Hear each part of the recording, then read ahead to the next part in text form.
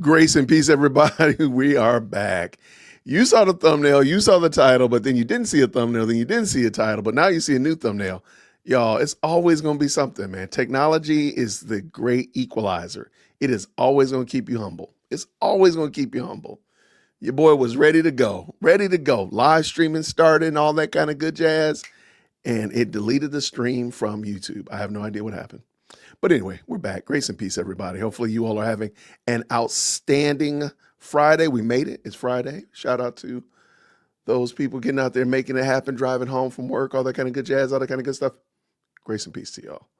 All right, we got to get this stream started here. Now, my guest is supposed to come on at 7 o'clock, but I wanted to jump on because there's been so much material popping off today. Shout out to the moderators. They done shown me so much stuff today. I really, truly was like getting overwhelmed. I was kind of glad I wasn't even at home because there's just so much stuff going on. So we're going to look at maybe one, maybe two of these responses or discussions around She Who Shall Not Be Named, Candace. All right. But anyway, I'm actually resetting the stream so you actually get a thumbnail. I know y'all want a thumbnail because I work hard on these thumbnails. Maybe be working on it, man. Shout out to my editor. So let me get that thumbnail in here for y'all as well. But I know Matt Walsh said something. Megyn Kelly has spoke up. Brandon Tatum said something. It's a lot. It's just so much. Okay, but I'm going to put him in triage order. I did watch Brandon Tatum's, and I'm so less... can we see you? I think so. Yeah, can we see you? Yeah, we see you. I'm very unimpressed with Brandon Tatum. I have heard good things about Matt Walsh. I haven't seen it yet. So what we'll probably do while I'm over here scrambling and making sure that the stream is right, shout out to getting my editing, my studio up to snuff. And we're going to wait for my guest to come on anyway. I think it's reasonable. We can do the Matt Walsh video. And so I think that's what I'm going to do while I'm working on this. We're going to watch it together. I'm not a super big Matt Walsh fan. I do want to say that, but I'm willing to give respect. If somebody does something right, I call it out.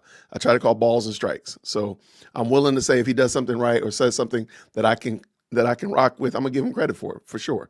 So a lot of people have been talking about this one. So they've been hitting me up today about it. So I think that's super cool.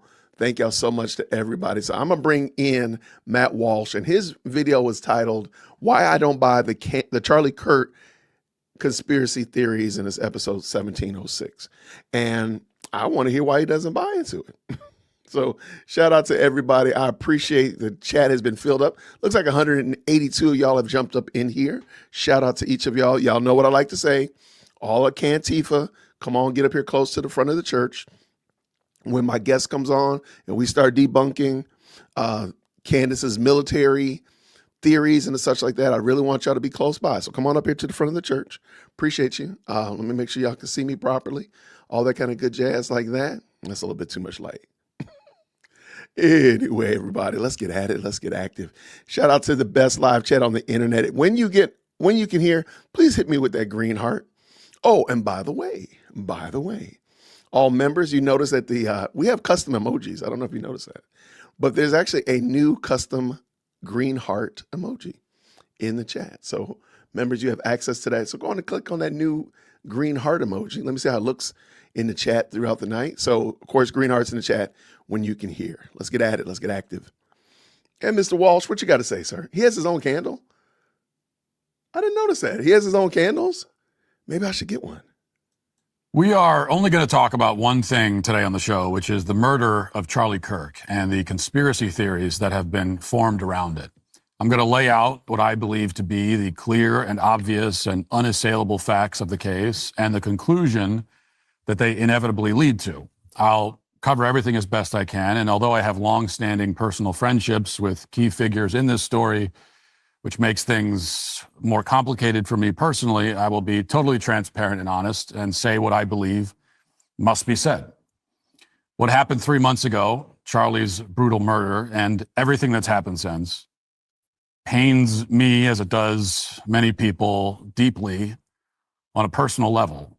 And I'm doing my best to navigate it publicly and privately in a way consistent with my principles and in a way that might have a chance to make some kind of positive difference.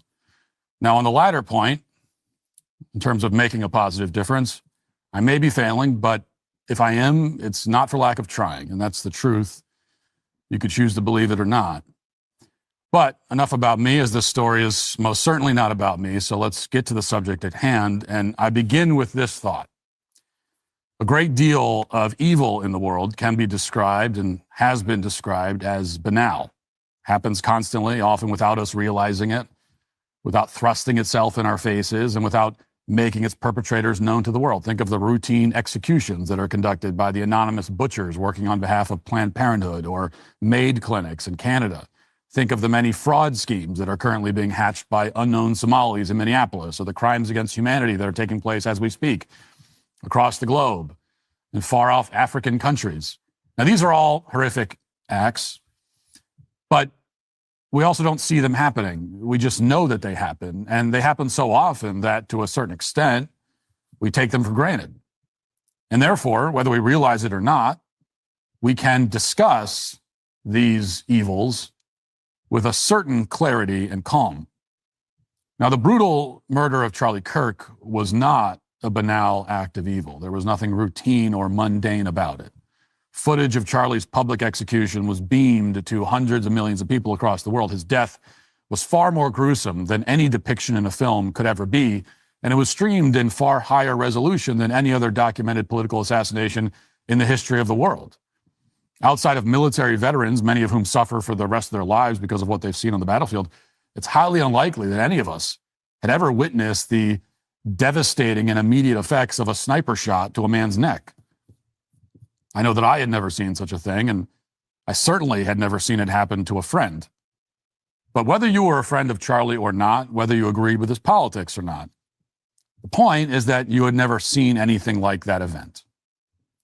And then on September 10th, that changed. And what you saw, if you have a conscience at all, changed you. How do normal human beings respond when they're confronted against their will with a sight like that? Well, there's no playbook to follow. There's no precedent to guide us. There's no research or peer-reviewed study that can walk us through it. The honest answer is we have no idea. We figure it out as we go. And some have preferred not to talk about what happened. Others have spoken up as often as they possibly can. And we can now say with some certainty a very large number of people have concocted or come to believe highly incredible theories to explain Charlie's death. Theories that, if true, would defy any semblance of common sense and cause more international incidents than both world wars put together. These kinds of theories can, in many cases perhaps, plausibly be explained, at least in part, as a psychological defense mechanism, a way for many people who are effectively in a state of shock to make sense of something horrible and unprecedented. Conspiracy theories always pop up around tragedies of this sort. Think of the Sandy Hook theories, many other examples. And I believe this happens, and I've said many times, at least in part, because people are trying to take something ghastly and shocking and make it comprehensible by turning it into a kind of cinematic plot line. But over time, as we all know, shock wears off, and eventually the perpetrators of even the most grotesque acts of evil, through the passage of time and the arrival of more information, begin to remind us of the perpetrators of banal acts of evil, the ones we're all familiar with. Especially when they're caught, these killers lose the mystique that they had when they were on the run or when they were squirreled away in solitary confinement somewhere. The reason people still talk about Jack the Ripper while nobody knows the name Gary Ridgway anymore is that Ridgway was identified, arrested, and put on trial. There was a public catharsis. And when something like that happens, we have an opportunity to regain our senses, to understand the threat we face, and to proceed with clear heads and restrained emotions as we work to eliminate the threat and move on with our lives to the extent that it's possible for us to do so.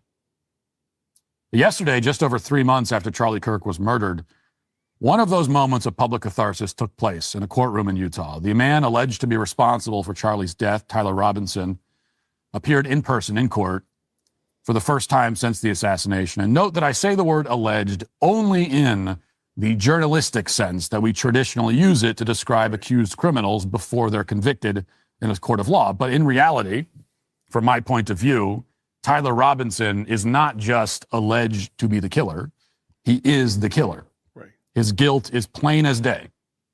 And I will explain why in a moment. Now, during his appearance, Robinson repeatedly grinned and smiled as if he was enjoying himself. This is a man who has clearly benefited from the many fanciful stories that have been told about Charlie's death. His expression is the demonic grin of a sociopath. It's a grin that we've seen from many other sociopaths over the years, from Luigi Mangione to Brian Koberger. It's familiar. And therefore, the images from the courtroom yesterday are not confounding or shocking. They're sobering. And they aren't particularly difficult to decode. Now, at the risk of understatement, this does not look like footage of a man who's being framed for murder or somebody who's terrified and confused. He looks a lot like many other narcissistic, sociopathic murderers who've been in the exact same position. You know, there's been a lot of conversation about vibes and feelings, people claiming that various figures involved in this saga give off bad vibes or give them a weird feeling. Needless to say, vibes and feelings do not constitute evidence of anything. But it's worth asking anyway. What kind of vibe does Tyler Robinson give off? Can anyone honestly say you get the vibe that this is an innocent man being railroaded by powerful forces involved in a global conspiracy? To say nothing of his parents, who certainly are not giving off the vibes of parents who know that their son is being used as a patsy for a crime he didn't commit. This footage should have the effect of focusing your mind and strengthening your resolve after 3 months of speculation and paranoia. It should also motivate you to evaluate, with as much precision and seriousness as possible, the strength of the case against Tyler Robinson. Justice in this case depends on it. And so does perhaps the survival of the conservative political movement, and therefore our country. So the time for wild theorizing is over. Now, of course, as we all know, Candace Owens has been by far the most prominent person to push alternative theories of the case. Candace has been my friend for many years now, but I strongly disagree with her theories about this case. And I've told. Real quick, everybody, I just want to say shout out to everyone who's hopped in to the best live chat on the internet tonight. We're going to be looking at, I started a little bit early because I wanted to do a little mic check because I was having some tech issues. Y'all see your boys changing some stuff around here, and I need to stop doing that, right? But I also want to make sure I gave my guest an opportunity to kind of get in and get warmed up and all that kind of good stuff like that. He needs to get loose so he can get ready because we got a fun one tonight. So real quick, before we finish up, I do want to introduce you to my guest, if that's okay. Shout out to Green Beret Nap Time. How are you, friend? Pretty good, man. How are you? Hey, quite well, sir. Grace and peace to you, man. Good to see you. Thank you so much for stopping by on this evening. Now, if you've been following him on X, he has been just all over the place, explaining and bringing light to confusing areas that us civilians, us water gun G.I. Joes and G.I. Janes, we don't know all this stuff. So shout out to you. Thank you so much for coming in and being willing to share and give some of your expertise. I was watching Matt Walsh kind of clear the air from some of this foolishness. But since you're here, if you don't mind, you might tell us a little bit about yourself and what's Green Beret Nap Time? So it's an inside joke in the community. I got a bad feeling I know what it is, but no, it's not anything. Most people think it means like something along the lines of dirt nap or something like that. No, it's actually a lot lighter. It's after the rock star style like status of being a Green Beret, going out and partying all night and hanging out with women and all that good stuff. The next day during the duty day, you need to take a GB&T or Green Beret Nap Time so that you can make it through the rest of the duty day because of the whole lifestyle joke. So that's what the thing, like, that's what it goes back to, but it really is just it's just an inside joke that we like after you've been working for a little bit that day, you might be like, "Ooh, I need a GB&T," or something. It's just a little inside joke like that. So yeah. Well, I'm glad. Well, I don't know if you're gonna need one tonight because this is a crazy video we got. All right, so real quick, tell us a little bit about yourself, a little bit about your background, and why in the world should we listen to you? I mean, listen to whoever you want to, but there's a lot of people out there that are talking about things that they don't have any expertise in. I joined the Army in 2010, did 13 or almost 14 years in, 10 of that in Special Forces, and sorry, I got the dogs going crazy out there. 10 of that in Special Forces. The last 3 I taught a higher level planning course that was heavy into like how theater level operations are going to use propaganda and information operations to sway the populace before any kind of forces are going to even enter. So that kind of opened my eyes to just everything that we're seeing today and all these different narratives that get pushed day in and day out. And from there, I just I started this account, and really this account just was me just arguing with people at first. It's like, right. Hey, like there's an avenue here to like maybe people argue on Twitter. No way. Oh, no way, right? No way. And then I started writing, doing some articles on stuff and threads on stuff, and it kind of blew up, and here we are. So, well, I appreciate you for sure. All right, how did you get on to this particular?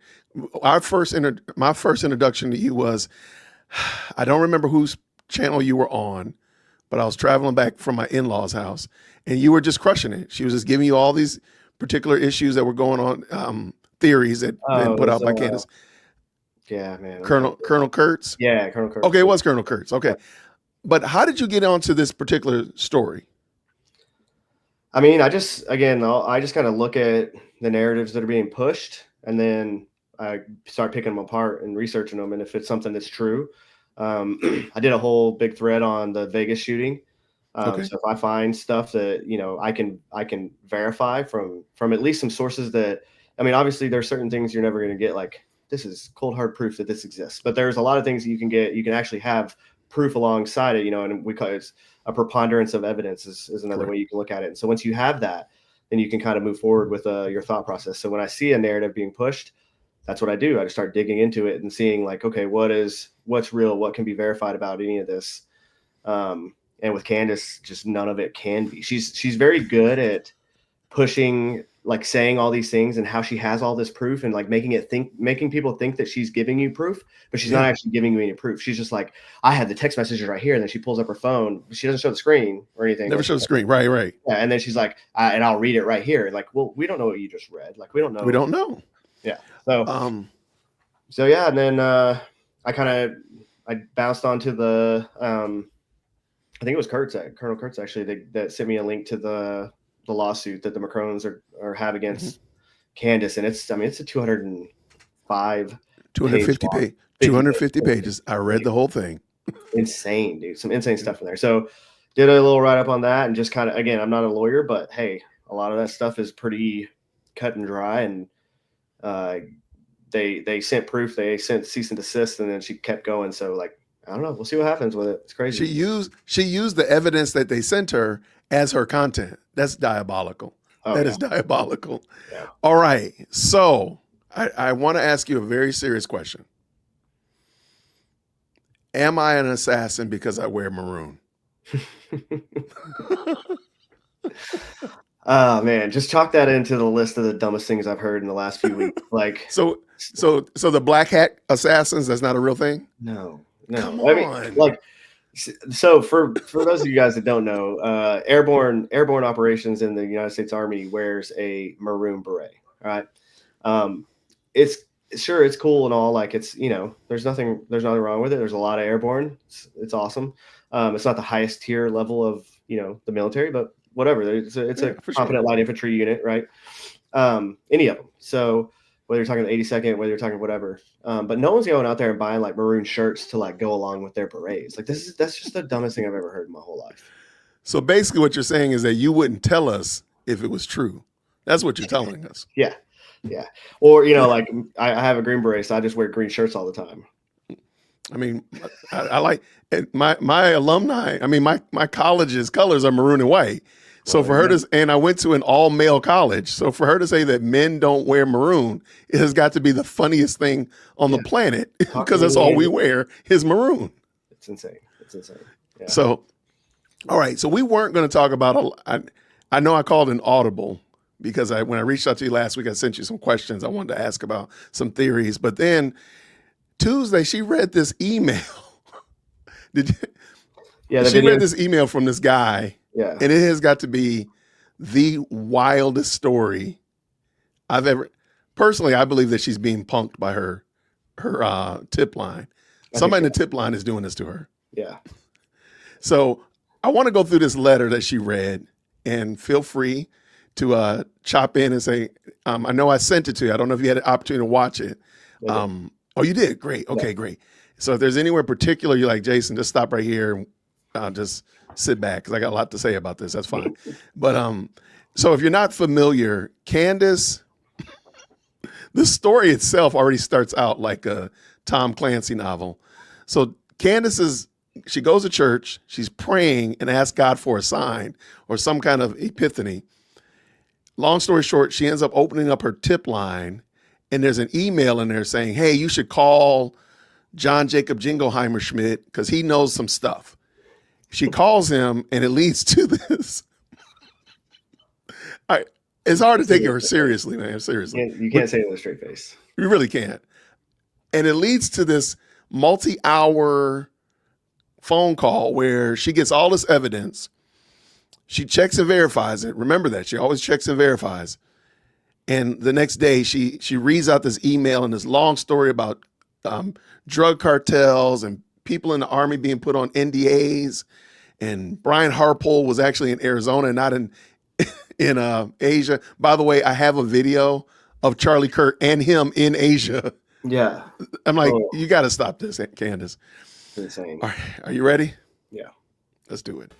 All right, you guys, happy Tuesday. Where to begin? Well, in the final days leading up to Charlie Kirk's assassination, Charlie was pretty busy, right? He went on a first-time trip to Asia, quite a quick trip, at least a quick turnaround to go first to Korea for a couple of days and then off to Japan. And honestly, if I was a conspiracy theorist, and I kind of am one, I might think at this stage that the timing of that trip might have been intentional because something was going on back home that they didn't want him to see. Well, what I'm about to tell you guys today is going to positively blow your mind. I just cannot see how this would lead to anything other than a full confession from the government about the military's involvement in his assassination, but I'm just going to deliver the facts and see where they land. Welcome back to Candace. All right. So I just wanted to let that tease out for a second. How do you feel about the way she gives information and it sounds like she's indicting you by asking you the question? Notice how she came straight into and was like making it weird that he traveled. He's like the leader of a multi-million-dollar organization now that's like all over the country. It's definitely going to have all over the world, yeah. World, so like she's making it so weird that the CEO of this massive organization is now like going and meeting with other people. It's just like, what? Like, yes, this happens all the time, every day. No doubt. And since you're familiar with propaganda and dare I say some of the psychological things that happens, is the way that she presents information, is that being used as a weapon, even in the way she kind of gives the information, is that being used also as a tactic? Yeah. And that's more just her as a showman, like Nick Fuentes, just like somebody, I mean, if you've ever watched, like, yeah, Nick Fuentes has kind of a whatever annoying voice, but like if you've watched some of his stuff ever, and I've watched it just so I can get a feel for like how his normal shows have been, and just some of the ins and outs there, and he has moments where he's funny. He has moments where like he talks about things, and even if you're like only have like 7% of your brain on, then you're like, oh, that kind of makes sense, and then you're like, wait, no, it doesn't. So they're really good. Yeah, they're really good at this, and it's all propaganda tactics. It's marketing tactics. It's all the same kind of thing, right? So they're just, they're good at the way that they present the information. She's good at the way that she flows through it. So it makes it seem more believable. Yeah, I think it's funny, and shout out to Realtor 2020 right here. Didn't Candace want to go speak in Australia? Like, why is that odd that she wanted to go to Australia and that's fine? Charlie went to Japan, Asia. That's not fine. Like, make that make sense. None of it makes sense. And let's just talk about the fact that Candace doesn't do any tours here in the United States. Oh, never mind. I am just going to tell you guys exactly how everything came about, everything that I'm about to deliver to you. Yesterday was a holy day of obligation in the Catholic Church. It was the Feast of the Immaculate Conception. A day of obligation means that a day in which you are required to attend Mass outside of, obviously, typically Sundays. And so as soon as we concluded this podcast, I grabbed my jacket and I ran out the door. Okay. Okay. I'm going to stop right here because she makes a lot of hay about Christians who hold fast to the faith, who hold fast to scripture and so on and so forth. She's very mockingly about that. Yesterday, she was super mocking about Christians, but it's very interesting that she makes sure you understand what a day of obligation is because she is super Catholic and she is definitely, I am super religious. And I want you to know that I am so religious. As soon as we turn this camera off, I was out the door to go do my religious spiritual duties. And that's when the light came on and God spoke to me. Like, that's what she's doing with this. But let somebody else say that. She's mocking them. She's wagging her finger. She's making fun. But actually, I think Candace is like an example of like projection. Like, this has got to be a masterclass in projection because she does exactly what she calls you out for doing. Yeah. Exactly. That's old Marxist tactic too. So, I mean, that's another thing is I don't think Candace is really on the right either. I think she rode some coattails to get to a platform where she needed it. But I mean, she interned for Vogue. That's not something, you know, a big conservative is generally going to go do.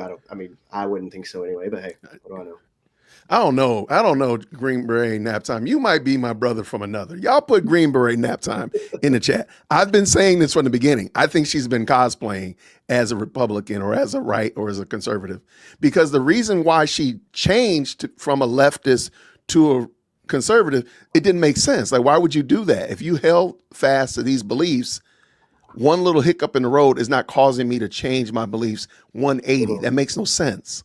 Yeah. And so truly, I think she's been cosplaying. She's been a leftist in drag for, now she just quit playing the game, but she's been a leftist in drag for almost a decade. That's it. So let's keep this going. Good catch.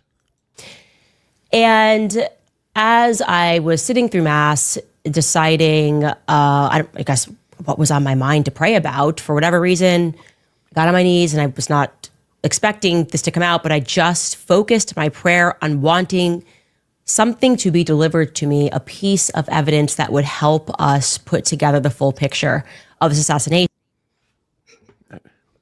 I actually have to stop because it makes me like a little bit angry. It's cringy. Let me make sure I have this right.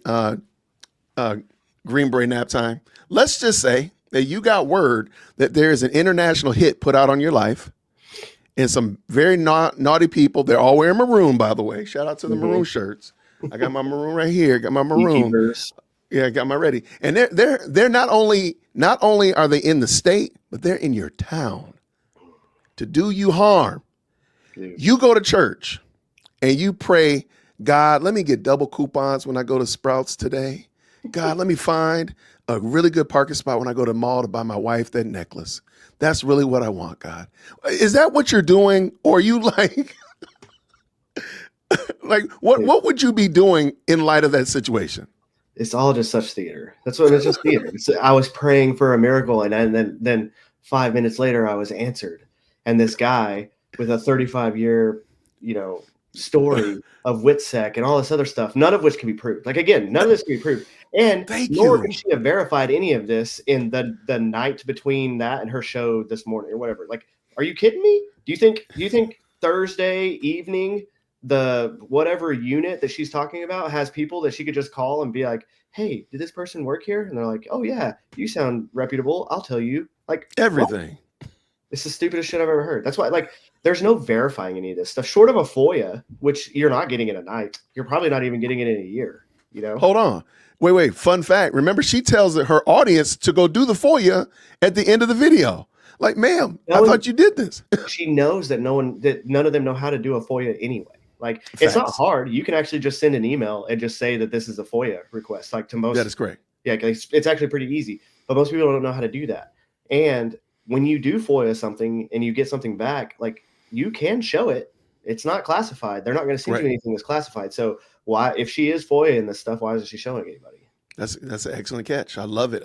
Yeah, I just find this very interesting that in light of the world that she's in, allegedly, because I'm going to still say that there is no international hit on her at all, and she hasn't shown us anything to change my mind.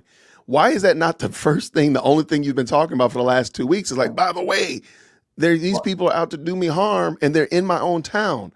But no, you busy fighting with Erica, you fighting with Tim Pool, you fighting with the internet. You on Twitter, you would think that everything is sunshine and rainbows. Not that, John Wick is walking down the street looking for you. Well, and the first also, so I'm assuming she has a security team, right?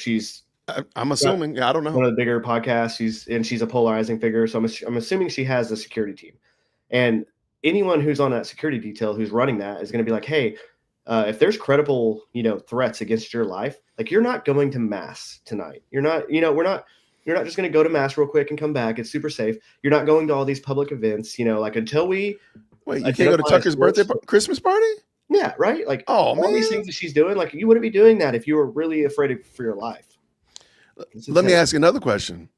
Because I keep bringing this up, and I know people are tired of me asking this question, but if somebody did put an international hit on you, wouldn't you, like, file a police report and let your local police know? And also, there's no such thing as an international hit. Like, what does this even mean? Like, what are we talking about, guys? Like, it's not a James Bond thriller where they're like, he's greenlit. We're going to send this macho dude. She did say greenlit. Yeah. Yeah, dude. Yeah. It's the dumbest thing I've ever heard. It's like the bureaucracy that's involved with any combined joint operation. So anything, it's like what we call in, overseas is called a CJSOTF, a combined joint special operations task force.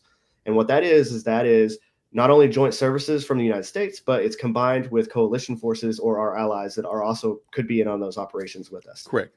Like, the amount of scrutiny that goes into any one of those operations, even when we're talking about against enemy combatants, like in country, like under an AUMF, all that good stuff, like perfectly legal, you're still talking about, you're going through 4 to 5 levels of approvals to even get out the door to go execute this mission.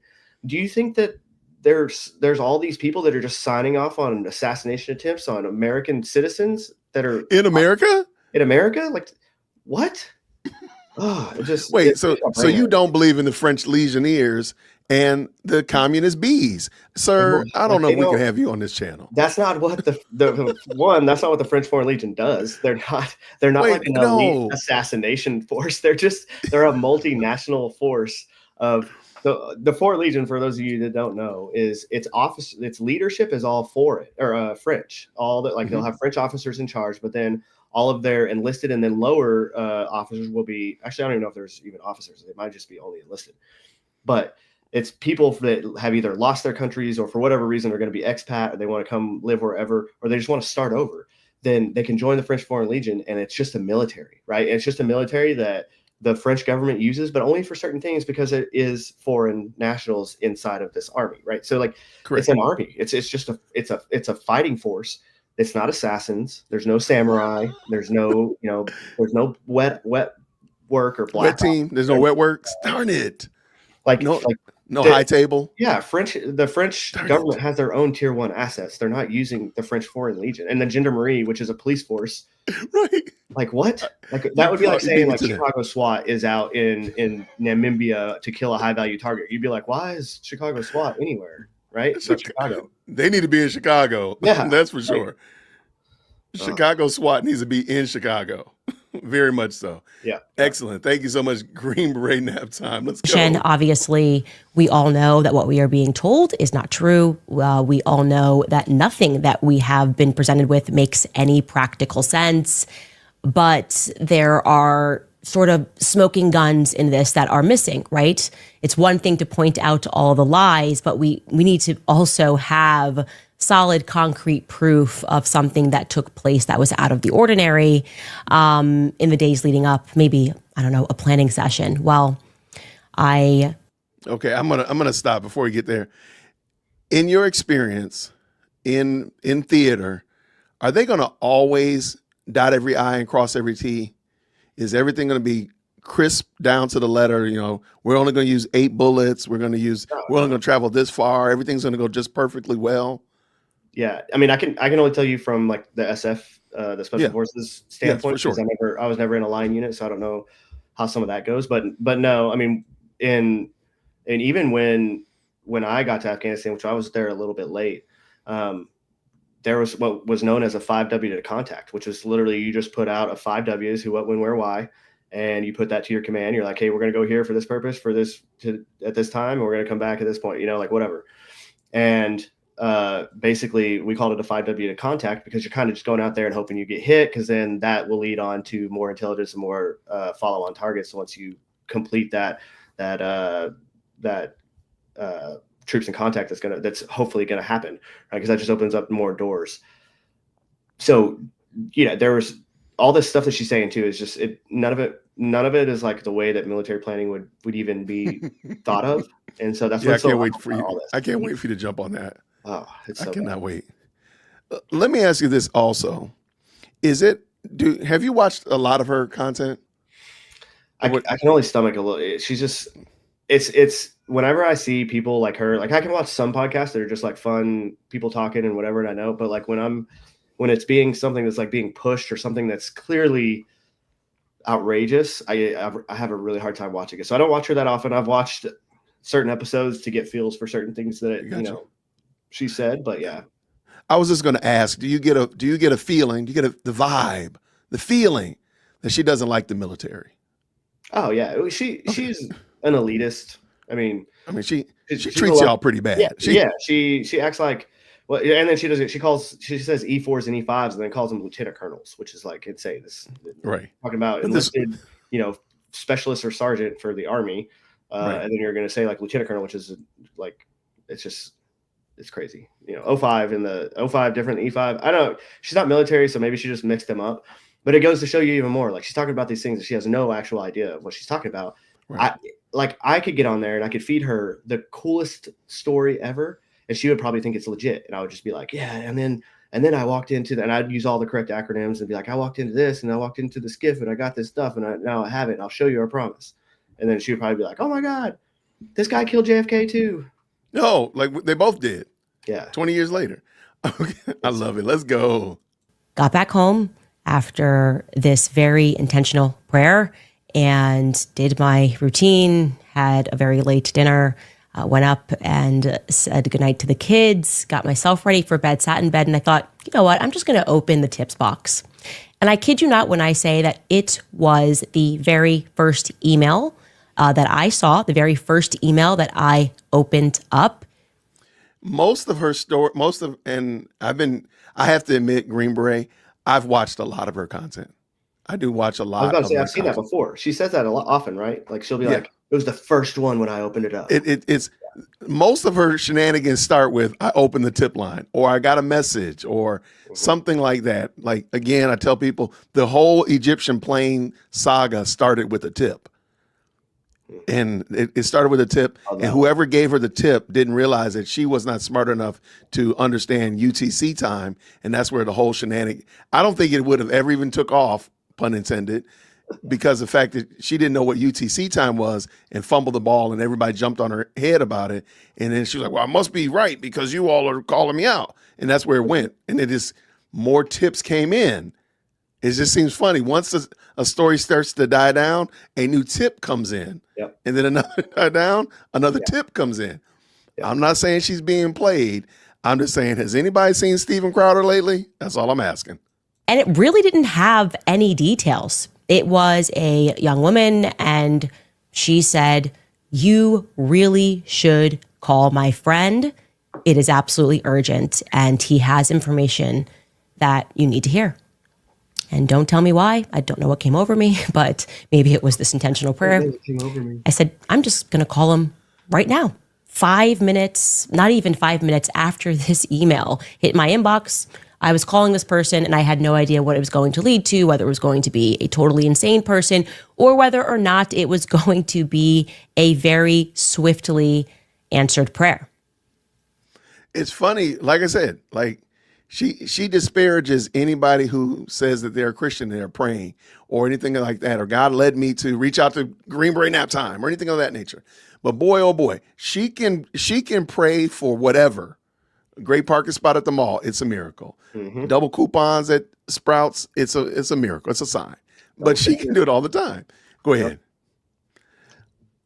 All right, here we go. The person that I spoke with, his name is or was Harry, and Okay, this is my very last point. I'm not going to keep stopping. You do realize that she's reading from the prompter in front of her? Yeah. And when she's making up a story, I'm going to just say it. When she's lying, she's looking over into the right corner of the story. You'll notice the story gets weird. Whenever it goes off the rails, because she was looking over to the right.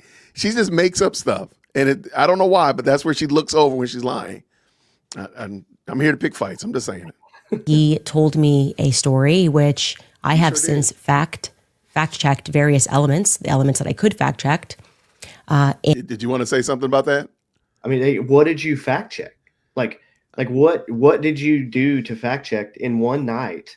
Right, you got this late after mass, so like we're talking, everything's closed.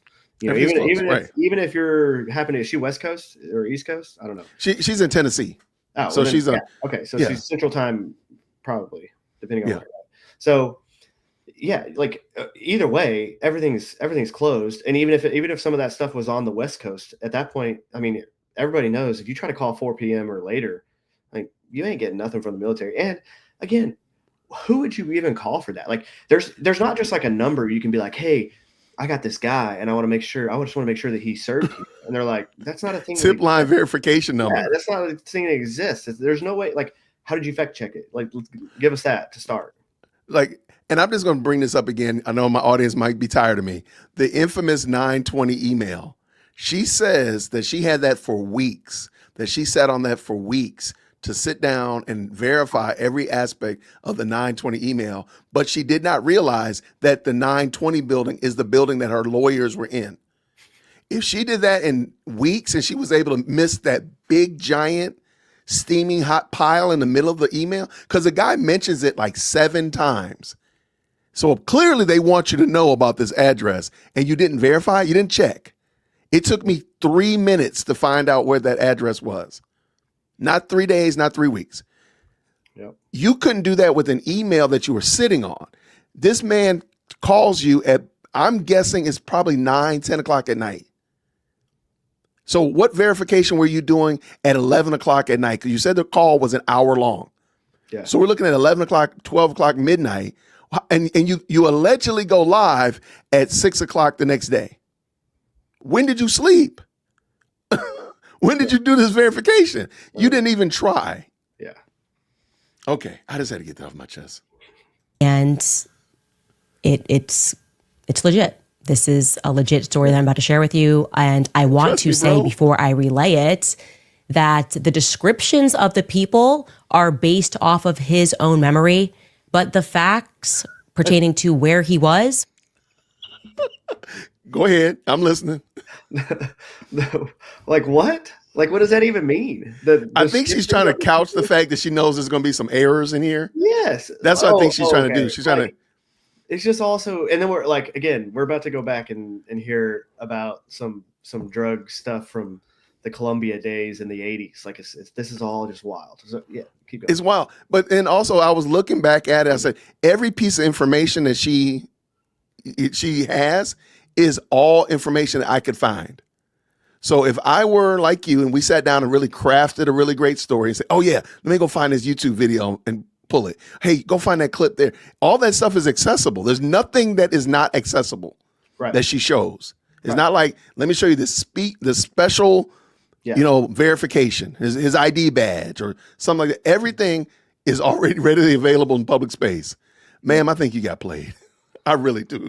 No, I mean, like that's how either she's being played or she's playing us one way or the other. Because yes, they use real things and they're like, and this is the guy that actually cracked the case on it. and then we put him in WetSec and we change his name, and no, I won't tell you his new name. All right. What? So like, this is all just you making, like, you just took a story from the past and you're like, this is the real side of it. What? To be honest with you, I think we're watching The Usual Suspects. Remember that movie with Kevin Spacey? It really is. I think that's what this is. This is The Usual Suspect. And the bad things, I think she's the one that's being played. I don't think many people believe this. Now, there might be some, but I don't think many people believe this story. Believe it. Say again? There are a lot of people that believe it. Okay. I get attacked by people every day. If I say something about her, they're like, she's right. And I'm like, right about what? Yeah, like about tell what? me one thing that she's given proof of, and then we could talk. But they can't. Not even going to. All right. Whether he was where he says he was, for the reasons that he says that he was there, he is being honest. Okay, I can tell you that he is being 100% honest, and you are free to look further into this. I am certain he is going to probably be doing a lot of interviews in the near future. He's not. I guarantee you, I will shave the hair off of my left pinky toe if that guy ever gets in front of a camera. Well, another thing, Ever. she talks about NDAs here in a bit. Guess what? NDAs don't have a time frame on them. They're not like this NDA. I was wondering about that. 30 Thank years. you. No, when you sign an NDA, it's an NDA. Like, especially if it involves any kind of classified information. Like, if that stuff becomes declassified later, you're still not the authority that would decide that information could come out to the public. So, like, either way, you would be divulging information that's either sensitive or classified. So, none of what she just said is actually. And then she gives. Oh, just keep going. Okay. I can also factually state that there was an incident report. So this was recorded, and what transpired on September 8th Wait. caught. How did she know there was an incident report? She claims that she reads it off a little bit later. Right, but how does she know factually that it exists? She couldn't know that. The guy just said that he had an incident report and gave it to her. And she believed him. The more you listen to her, the more you realize just how much full of hot air she is. All right, shout out to him by surprise was something that he thought was a part of a broader military conspiracy against him. He could not fully comprehend why what was happening. Okay, so let's start actually 35 years ago, because you need to know who this man is. In 1990, this young man named Harry Myers discovered something that would shape the next 3 decades of his life. Okay, he was at the bottom of the military chain. He was just 20 years old, and he was put on what was actually a brand new command, the first ever Joint Task Force 6. And okay, I see you smiling and smirking, so I'm going to let you go. But I do have a question about her. Do you want to say what you're going to say? It looks like you had something to say. It's just silly. It's just so silly. It's like Joint Task Force 6. You're like, all right, well, so you're saying, one, there's lots of Joint Task Force, right? JTF is like a thing, right? So it's not, but they'd like to be number 6. Like, at that point in the world, like, we've had more than 6 of them. I don't know, dude. It's silly. I also find it very interesting. She very rarely mentions what branch of military they're in. Yeah. This person is in the military. Well, is he in the Army? Is he a devil dog? Is he in the Air Force? Is he in the Navy? Like what branch of military? He's just in the military.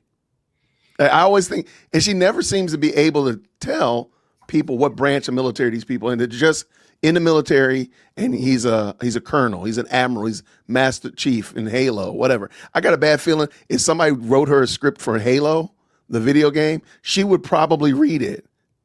Oh yeah. If you remember with the video game, I think somebody could write that, and she'll probably fall for it because she doesn't know. She just says military. That there's more than that. This new command was being created down at the border by President George H.W. Bush, and it was presented to the American public as, a war on drugs with the help of Colin Powell. And it should be noted that this took place, just to kind of get you back into what was going on at the beginning of the 1990s. This took place just after the Iran-Contra affair, right? The Iran-Contra affair was from, I think, 1981 to 1986, happened under Reagan. And for those of you who are not read into massive CIA scandals, this was the scandal when the American public got to learn. I'm sorry. Say again, brother. What she just did there is she tied a commonly known scandal, right? That happened, and the Contra stuff to this now to give everything like validity. This is look, this happened, so the CIA did this, so they must have been doing this too. No, I'm right there with you. Learned that our CIA was actually trafficking drugs and weapons throughout South America. A scandal which, if you guys have followed our Epstein series, we now know that he was also involved in the Iran-Contra scandal. It essentially... Actually, to the point that you're making, she likes to tie known scandals and known issues to this. That's why she keeps mentioning JFK. Mm-hmm. Like, she doesn't mention any other, like, regular, schmegular person that's been assassinated or killed publicly.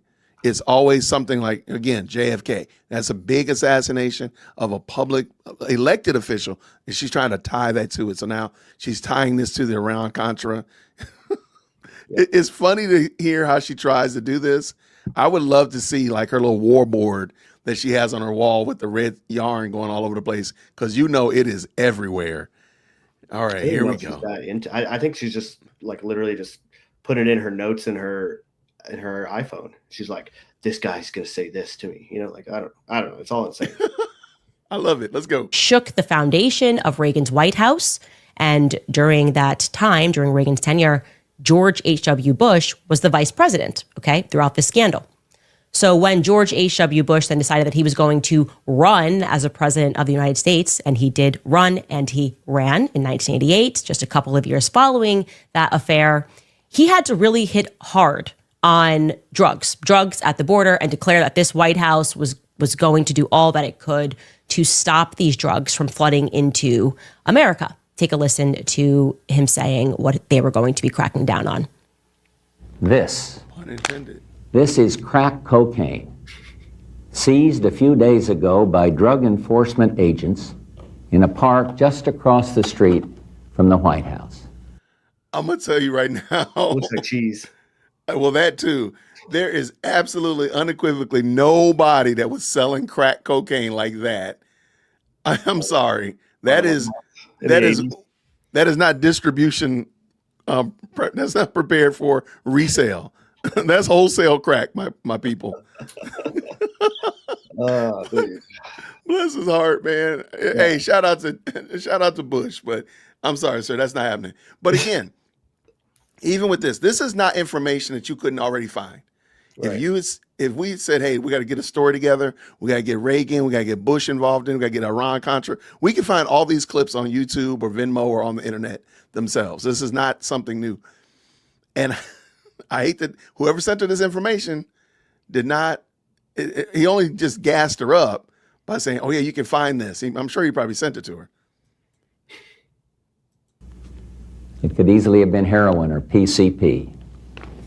It's as innocent looking as candy, but it's turning our cities into battle zones, and it's murdering our children. Let there be no mistake. This stuff is poison. So you hear the directive from the then president, H.W.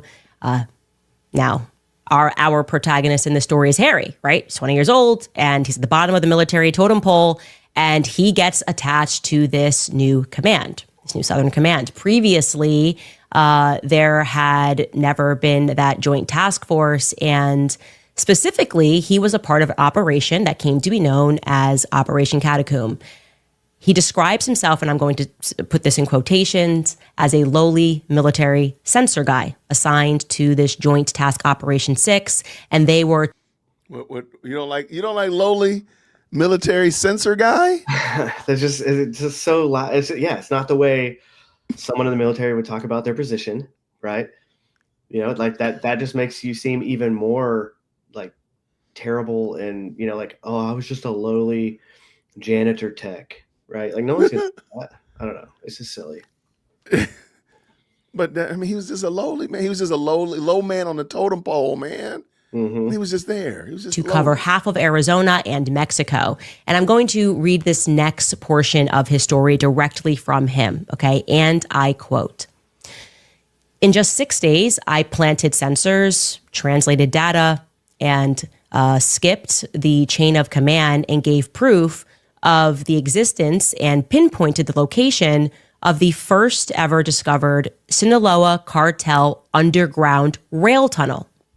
By passing directly through to lower Border Patrol agents, I skipped command and directly, a Border Patrol agent was able to skip his command and directly sought a warrant to raid the tunnel, which avoided tipping off any compromised commanders that were working with the cartel. Thus, why it resulted in such a big bust. Most importantly, it did not give time to remove photos that were on the walls on the Mexican side.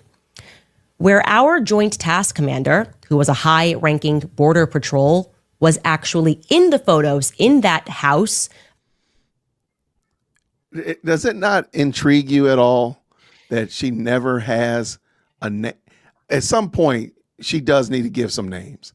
Everybody is just as generic as can be. And I'm just like, at what point do you ever just say, okay, this is that person?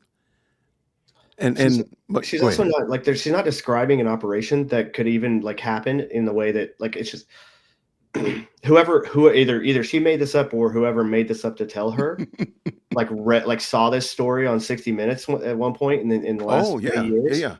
And they were like that could be me because I could be anybody, you know. I had a new identity and now it's just this, it's all so stupid. It's not, none of it's plausible from a military perspective. So you would say that this would be a civilian that's just trying to make him or herself feel like they were a part of something. The word big. choices they're using, and if they were the one that blundered the E4, E5 lieutenant colonel thing, 100%. Like, you know, what are we? There's a lot. I can't wait for you to get there to that part. Let's go. Posing with El Chapo and Felipe, his architect. And there were other U.S. Marine officers and Mexican law enforcement officers and military that were in those photos. Okay, end quote. So just to be clear, he discovers this tunnel, somehow skips the chain of command. Now they find this massive tunnel and, oh, wait, why are military commanders and high up people in the military in pictures? Say again, my brother. He skips the chain of command. Like, what? So then how did he push this to anybody, or and then if he had done that, he even went outside of his chain of command to report something that was classified, like now you're probably going to Leavenworth. You're not going to WITSEC, right? Like you're going to get in trouble for that. So that's silly. But also Candace really likes, and again, somebody said the Chat GPT is her tip line.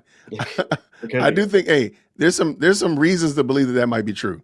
Like schedule Chat GPT to send out this type of email every 2 days. But she really likes the quote unquote somebody that's going against the system. And, oh man, he's a rebel. He broke command, or he broke from the matrix. So that kind of narrative, like the 920 building, is some French person who really I got to share this information because you're the only one. Anything that strokes her ego or shows somebody is siding with her, she's going to run with that extra fast. Mm-hmm. So I'm not saying anybody should send her a false tip, but make sure your tip has a level of I'm a rebel type of vibe to it, because she's going to read it. She's just going to run with it. Yeah, she's Ron Burgundy. With El Chapo. I apologize. She's Ron Burgundy. She's on that prompter. Yeah, absolutely. What's going on here? I'm going to pause here to let you see an old news clip regarding this explosive discovery that Harry made. The tunnel was called one of the most sophisticated drug smuggling schemes authorities have ever seen. Using jackhammers and torches, federal agents broke into the concrete reinforced tunnel at a warehouse in Douglas, Arizona. 30 feet underground, agents walked for 100 yards through the 5-foot-high tunnel. It took them under the Mexican border to a house in Agua Prieta. There, they found an air compressor, a sump pump, a small trolley car, and a hydraulic jack. It was used to lift up the floor inside the living room of the house, where the smugglers would start their illegal trip to the U.S. Authorities said when the tunnel wasn't being used for drug running, the smugglers would flood it with water. Let's say we came over here with some technology trying to detect this. It would look like an underground stream if it was flooded. Federal agents said the tunnel cost at least $1 million to build and had probably been in operation for 6 months to a year. Last November, customs agents received a tip that a sophisticated tunnel was being used to funnel cocaine into the United States. This type of tunnel is not an amateur operation. It's a highly sophisticated engineering feat that took place. Mexican authorities were also involved in the investigation and the raid. Earlier this month, police seized 2,000 pounds of cocaine, which they said came into the U.S. through the tunnel. The drugs were headed for Southern California. And what's not said in that news clip is there were pictures of United States military men in that house. What happened? She's again, so she's taking this story that is a verified story, right? This was on the news, right? She's taking this story from way back to build credibility for the story that she's generating right now, or was generated for her, whether one way or the other. This is 100% a fake story. There's just no way that like this dude. When we see the rest of this, and she talks about how the guy ran into the dude, and now it's just this whole thing. Like it's just silly. She just loves this type of stuff, and anybody who can give her something like this, she's going to run with it. I mean, the random person that is giving her the information from Hertz rental car, where she was reading off the Egyptians' rental cars and stuff like that. Like, ma'am, like they were just random. They were just random rental cars. There's random rental cars. When I went to my in-laws, I took a license plate, an old plate I have in my garage, and I wrote one of the license plate numbers on it and put it on the back of my car. Took a picture and said, "Hey, I think I found the guy." But like at some point, she has to realize that she's being punked here. Like this doesn't make sense. But she's just gonna go with it. It's kind of sad in one way because she really thinks she's cooking. But ma'am, that cow is still out there grazing. It hasn't even been slaughtered. You are not cooking anything. Next is predictable, given what we now know. Harry's superiors take the credit for the bust, and he's going to continue what happens. I'm going to, again, quote him verbatim. Quote, "On the surface, I was given a small reward, an Army medal. I have the write-ups for those awards mentioning me and my critical role in this mission's success. That said..." Why does she not have those? Yeah. Why are you not showing us that? Even that, though. I mean, like, I could show you an award that I got and be like, this was tied to a conspiracy here. And they just gave me this award and said, like, right. What? I mean, it could be made up too, but why don't you at least have something to validate this story? Like, even if, again, you and I would probably still eviscerate it if she showed us something like, oh, here's the copy of the award. Like, we would still probably skewer it, but at least you showed us something. Yeah. At least tried. You don't even try to give us any evidence or proof. And she's later on going to say he sent her all this stuff, pictures and screenshots and all that. Show us one of them. Right. Just one. Right. U.S. Border Patrol members who recognized me as being the agent responsible for the bust did not like seeing that I wasn't being appreciated more and resented my higher-ups for taking the credit for the discovery. Wait. Somehow, in the immediate days after the... Say again? Was he an agent? Or he was in the military, but was he a lowly military? What did he call it? What did they say? Sensor guy. Sensor guy. Yeah. So, what is he even doing? I don't know. Let me back up. Did he even have the authority to arrest somebody?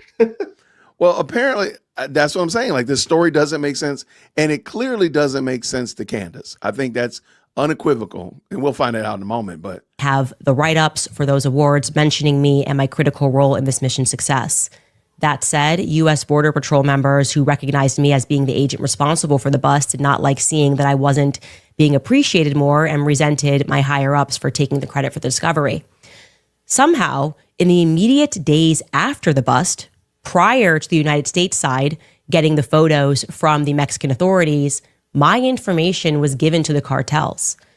In continuing the mission, me and one Border Patrol agent were sent to Naco, Arizona, where I was approached by a cartel member confirming my identification by rattling off my mother's name, address, my high school, my friends, everything listed in my clearance packet. Or everything that was on classmates.com back then. What is a clearance packet? You just made that shit up. That's not a real. That's not a real. There's not a clearance packet, right? Like you do an SF-86, right? So SF-86 is all the stuff you put in so they can do the background checks on you and get, depending on what clearance you're going for, all the right investigations for that. For sure. Is she talking about PERSTAT, which would be your kind of bona fides that you would give in the case you were lost and then recovered? But that's not the same thing, because PERSTAT is things that aren't true, because you use things that are not true on purpose so that someone can't find information and then pretend to be you. And then you'd be like, yeah, I did own this car. Like, it's supposed to be like a car you didn't own, or, it's supposed to be like a dog you didn't have this name or whatever. You change it so that when they do recover you and they ask you these questions, they know that it can only be you, because you're the only one that would know these. Got it. Okay. So yeah, I don't know, man. I don't know what she's doing. Yeah, it doesn't make sense. I think we all was agree. supposed to be locked in the custody of the Joint Task Force 6 commander, whose picture was with El Chapo and about to be discovered. We avoided being taken hostage or shot, sneaking away and driving out of that little town. I was taken. They avoided it. They avoided being taken hostage. This sounds like. Yeah, with their James Bondian. Why does it sound like Michael Douglas in The Game? Remember that movie, The Game? That's what this sounds like. It's guys, if it sounds insane, it's probably insane. It's probably not. Right. And just again, later on, I think we're really going to believe. I think it's going to be fair to say this person is insane. But let's go. Back to Fort Huachuca with the U.S. Border Patrol agent I was with, believing, since I was just a young 20-year-old, that I must have somehow compromised my own ID. The next day, I had a debrief with the Army Criminal Investigation Division and a prosecutor from Tucson, Arizona, informing me of how my ID became compromised. I was told that I was then going to be put in witness protection. My orders restricted me from any further work in counter narcotics, from being stationed on or south of the border, and it prevented me from working with Border Patrol. It was a Band-Aid while they prepared and got approval for me to be put into witness protection. Also, to protect me, the mission and the prosecutions, I was also put under an NDA gag order, which was dated out, okay, look, it says 1990, to May of 2025. So, Green Beret Nap Time, when does your NDA expire? NDAs never expire. They don't. Wait, hold on. Yeah. Once you sign an NDA for something, like unless you've then been given specific instructions or authorization to then put that information out for whatever reason, if you were in a position to where, like a command position where like now you're the one that would release this information, like that's when the NDA would have maybe been stricken at that point. But the NDAs don't expire, right? I signed NDAs, and if I started talking about that information now, even though I'm out of the military, like they could try to come back and get me if they really wanted to, because they don't expire. Like, it's just. Well, it's just me and you. It's just me and you, man. Go ahead and tell me. Go ahead and tell me, man. All the secrets? I won't tell them. Just tell it to me. I won't tell anybody else. This conspiracy world that everyone wants to live is not real, man. People are not that competent. Like, let's just put it this way: the government and the military and everything all together, like, it's just not competent enough to conduct these conspiracies in a manner where no one would know about them, right? Like, correct. It's just crazy. So that's the big secret that people don't understand. Because it does read like a movie script. It moves. It's going. That's what it is. In a moment, it's going to get. She's a soap opera, man. This is the new soap opera. No one's watching, all the soap operas anymore. They're getting on and they're watching Candace and Ian and all these idiots. Yeah. Let's go. To prevent me from mentioning this entire ordeal. The witness protection entrance never happened. I'm sorry. Then they're fine with you mentioning it 35 years later. Like, oh no, now it's okay. Yeah, right. But they're incompetent. Don't forget, they're incompetent. Maybe they gave them a 35 Maybe they gave them the NDA with a 35-year expiration date on it, and it didn't give him the indefinite one. Dude. Yeah. We messed up. We gave him the one with the expiration on it. Yeah. This one had an expiration date on it. Happened. The ball got dropped. I never got contacted for it. From what we uncovered, a deal was made with the compromised U.S. Border Patrol agent commander. Okay, so let's pause and just recap there very quickly. And I'm going to tell you what this has to do with Charlie Kirk, okay? Oh, please. So I guess in a sentence, a young military man did his job excellently. He accidentally stumbled upon, or actually, accidentally stumbled upon the fact that our government was implicated, not in fighting the cartels, but working with the cartels. And suddenly he realizes after some time that the government then feeds him, or somebody spitefully, perhaps his commander, fed him to the cartels. And now he's on the run for his life. What happens over the course of the next 35 years is he's hacked. He says that he goes through abusive litigation. He is harassed. He says there are narco attorneys that attack his credits. He has police records.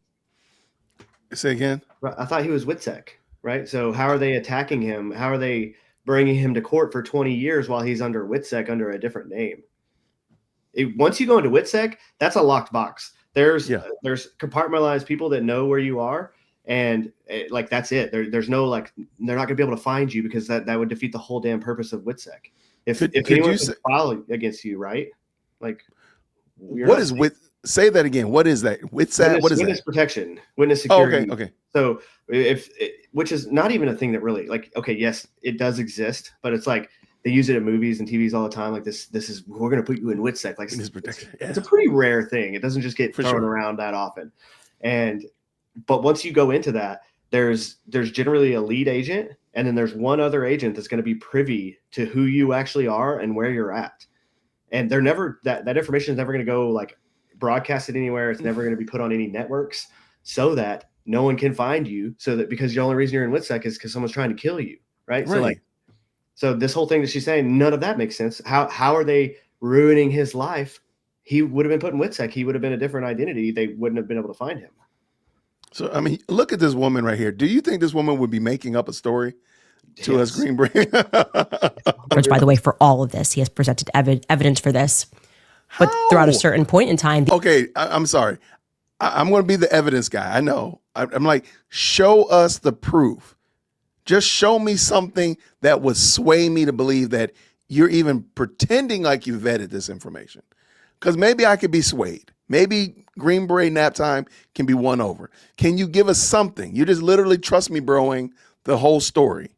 Could you just give me something to believe oh, well, there it is. At least she has a photocopy. At least she had a screenshot.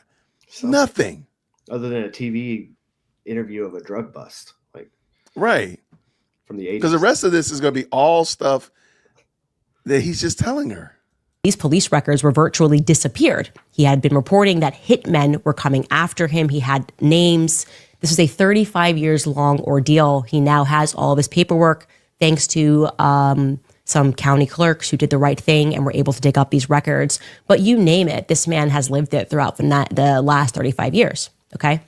Fast forward to May of 2025, May of this year, and Harry Myers, who now has a new name, by the way, which I'm not saying, but he is finally released from this 35-year military grade NDA. Date. So what does this now 56-year-old decide to do?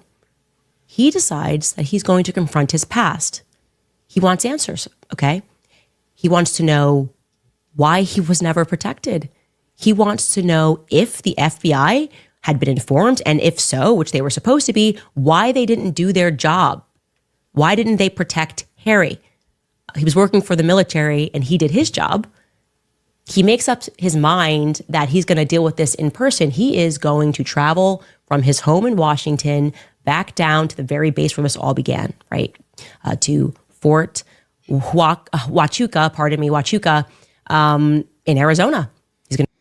All right, we're here. Here we go. We're on our way to Arizona, the hot state of Arizona. Here it comes.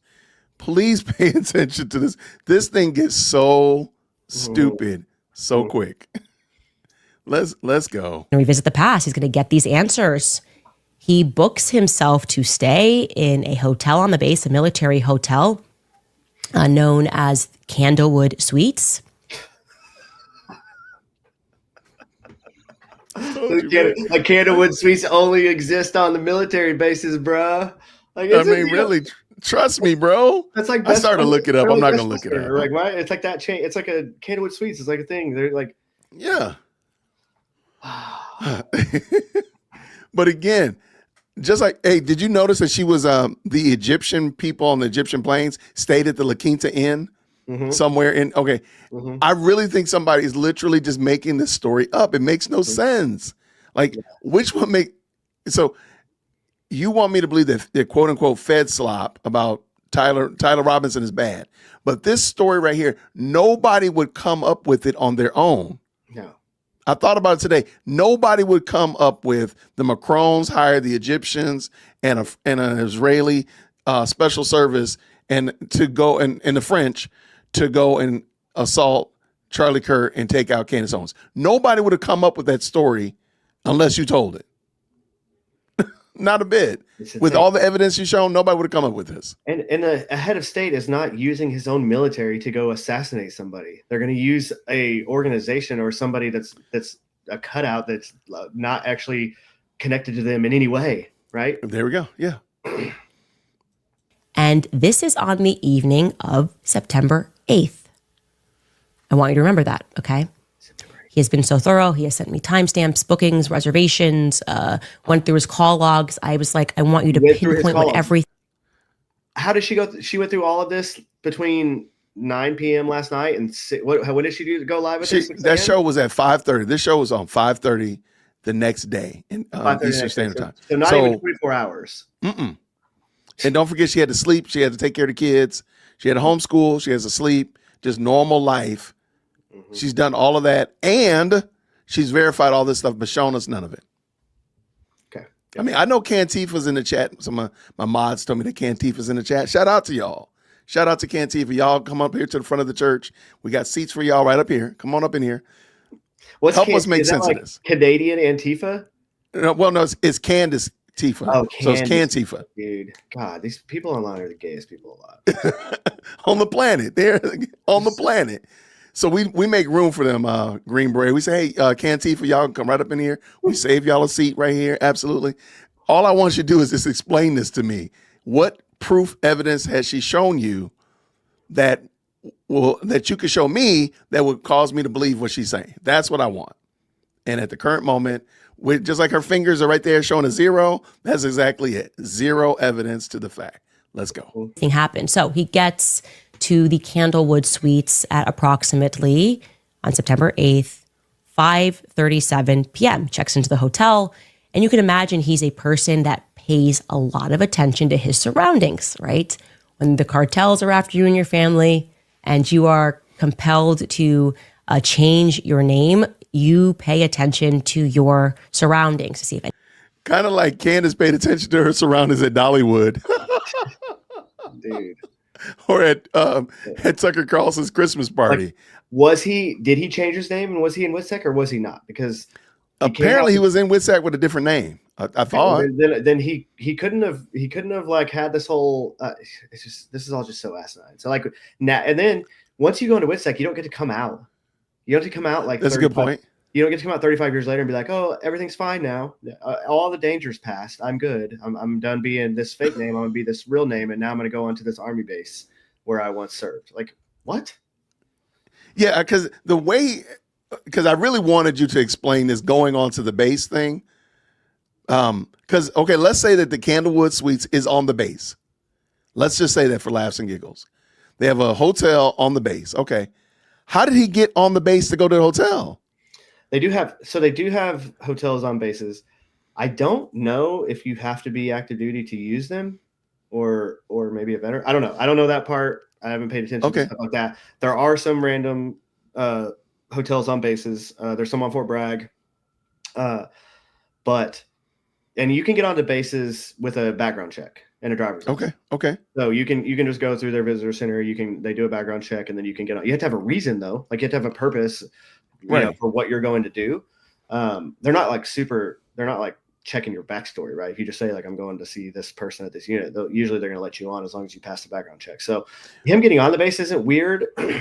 Him getting anywhere near a unit, that's weird. Like you can't just walk into a building, right? Like on base. Okay, so let's say he's under witness protection. Wouldn't that be very like, what does his background check look like? If you're under witness protection, you have a different name. Yeah. Like, what does that look like for you to go and try to get on a military base with a basically an alias. Yeah, that doesn't make sense either. So That's what I'm saying. Like, or does he go with his original name, which is the one that everybody's coming after him for? yeah, no, it doesn't make sense. So like, yeah, which because it all goes off your social. So like they do, it's called a J pass. So when you go in there, you put your social into their system, and then they pull up, and then they do their background check based off of that. So I don't know. Okay, somebody said yes, they have gone to Huachuca. I'm sorry, Candlewood and Huachuca, and they use the visitor pass. Okay, cool. Okay. Yeah.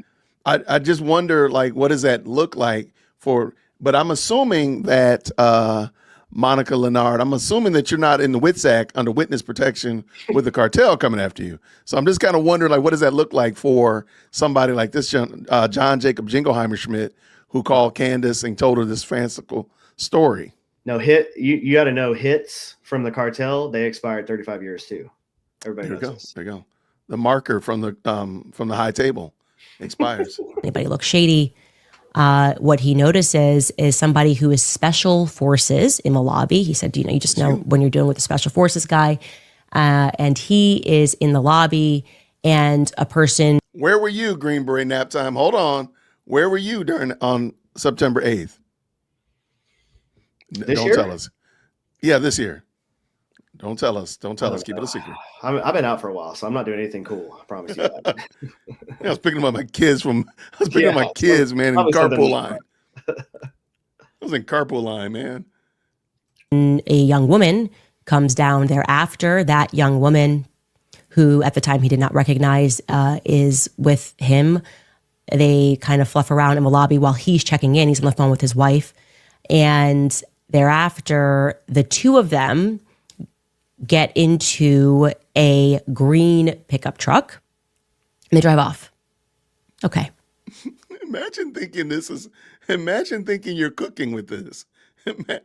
Because 2 days later, today's Friday, yesterday, her tip line was her comment section was asking who was the woman that got into the green pickup truck.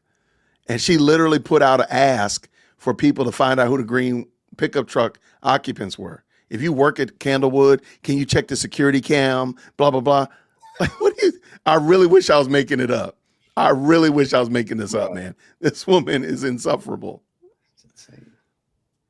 The next morning, now we're September 9th, he wakes up at around 5:30 a.m. in the morning because he wants to see the sunrise. He says that he then fails at finding the Army Criminal Investigations Department. So he drives off base, just a little ways off base, to get some coffee in Sierra Vista. While getting that coffee, he runs into some soldiers. Again, this is just all God at this point, who happen to be wearing 10th Mountain Division patches. And he's like, that's my old unit. What's going on here? Like that, he thinks his unit's gone. Nothing's going on with this unit. Yeah, the 10th Mountain's gone. The 10th Mountain is a massive unit. Like it went away in 35 years.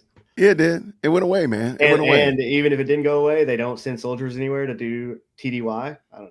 It's temporary duty station for any non-military people. It's when you're traveling, in the United States or non-combat related travel. It's called TDY. Right. This is just such an interesting story. For a long time that it's been torn apart, or I don't know what the military expression is for that. He strikes up a conversation with these young guys and they tell him, oh, no. The old Joint Task Force 6 is now being continued, and it's known as JTF, Joint Task Force Southern Border. Now, for those of you who are like me who don't know, like literally what it sounds like, Joint Task Force, meaning like you can get the Army, Navy, everybody kind of working together on something. And they're like, yeah, it's now JTF Southern Border. And they give him directions of how he can actually get to the new command. Okay, so this is the day before Charlie Kirk is assassinated. And he wants to see the sunrise. So we're talking whatever time sunrise would be in Arizona. I'm going to go with, it's always hot in Arizona, but it's early in the morning. So there's not a long window of time to get this done.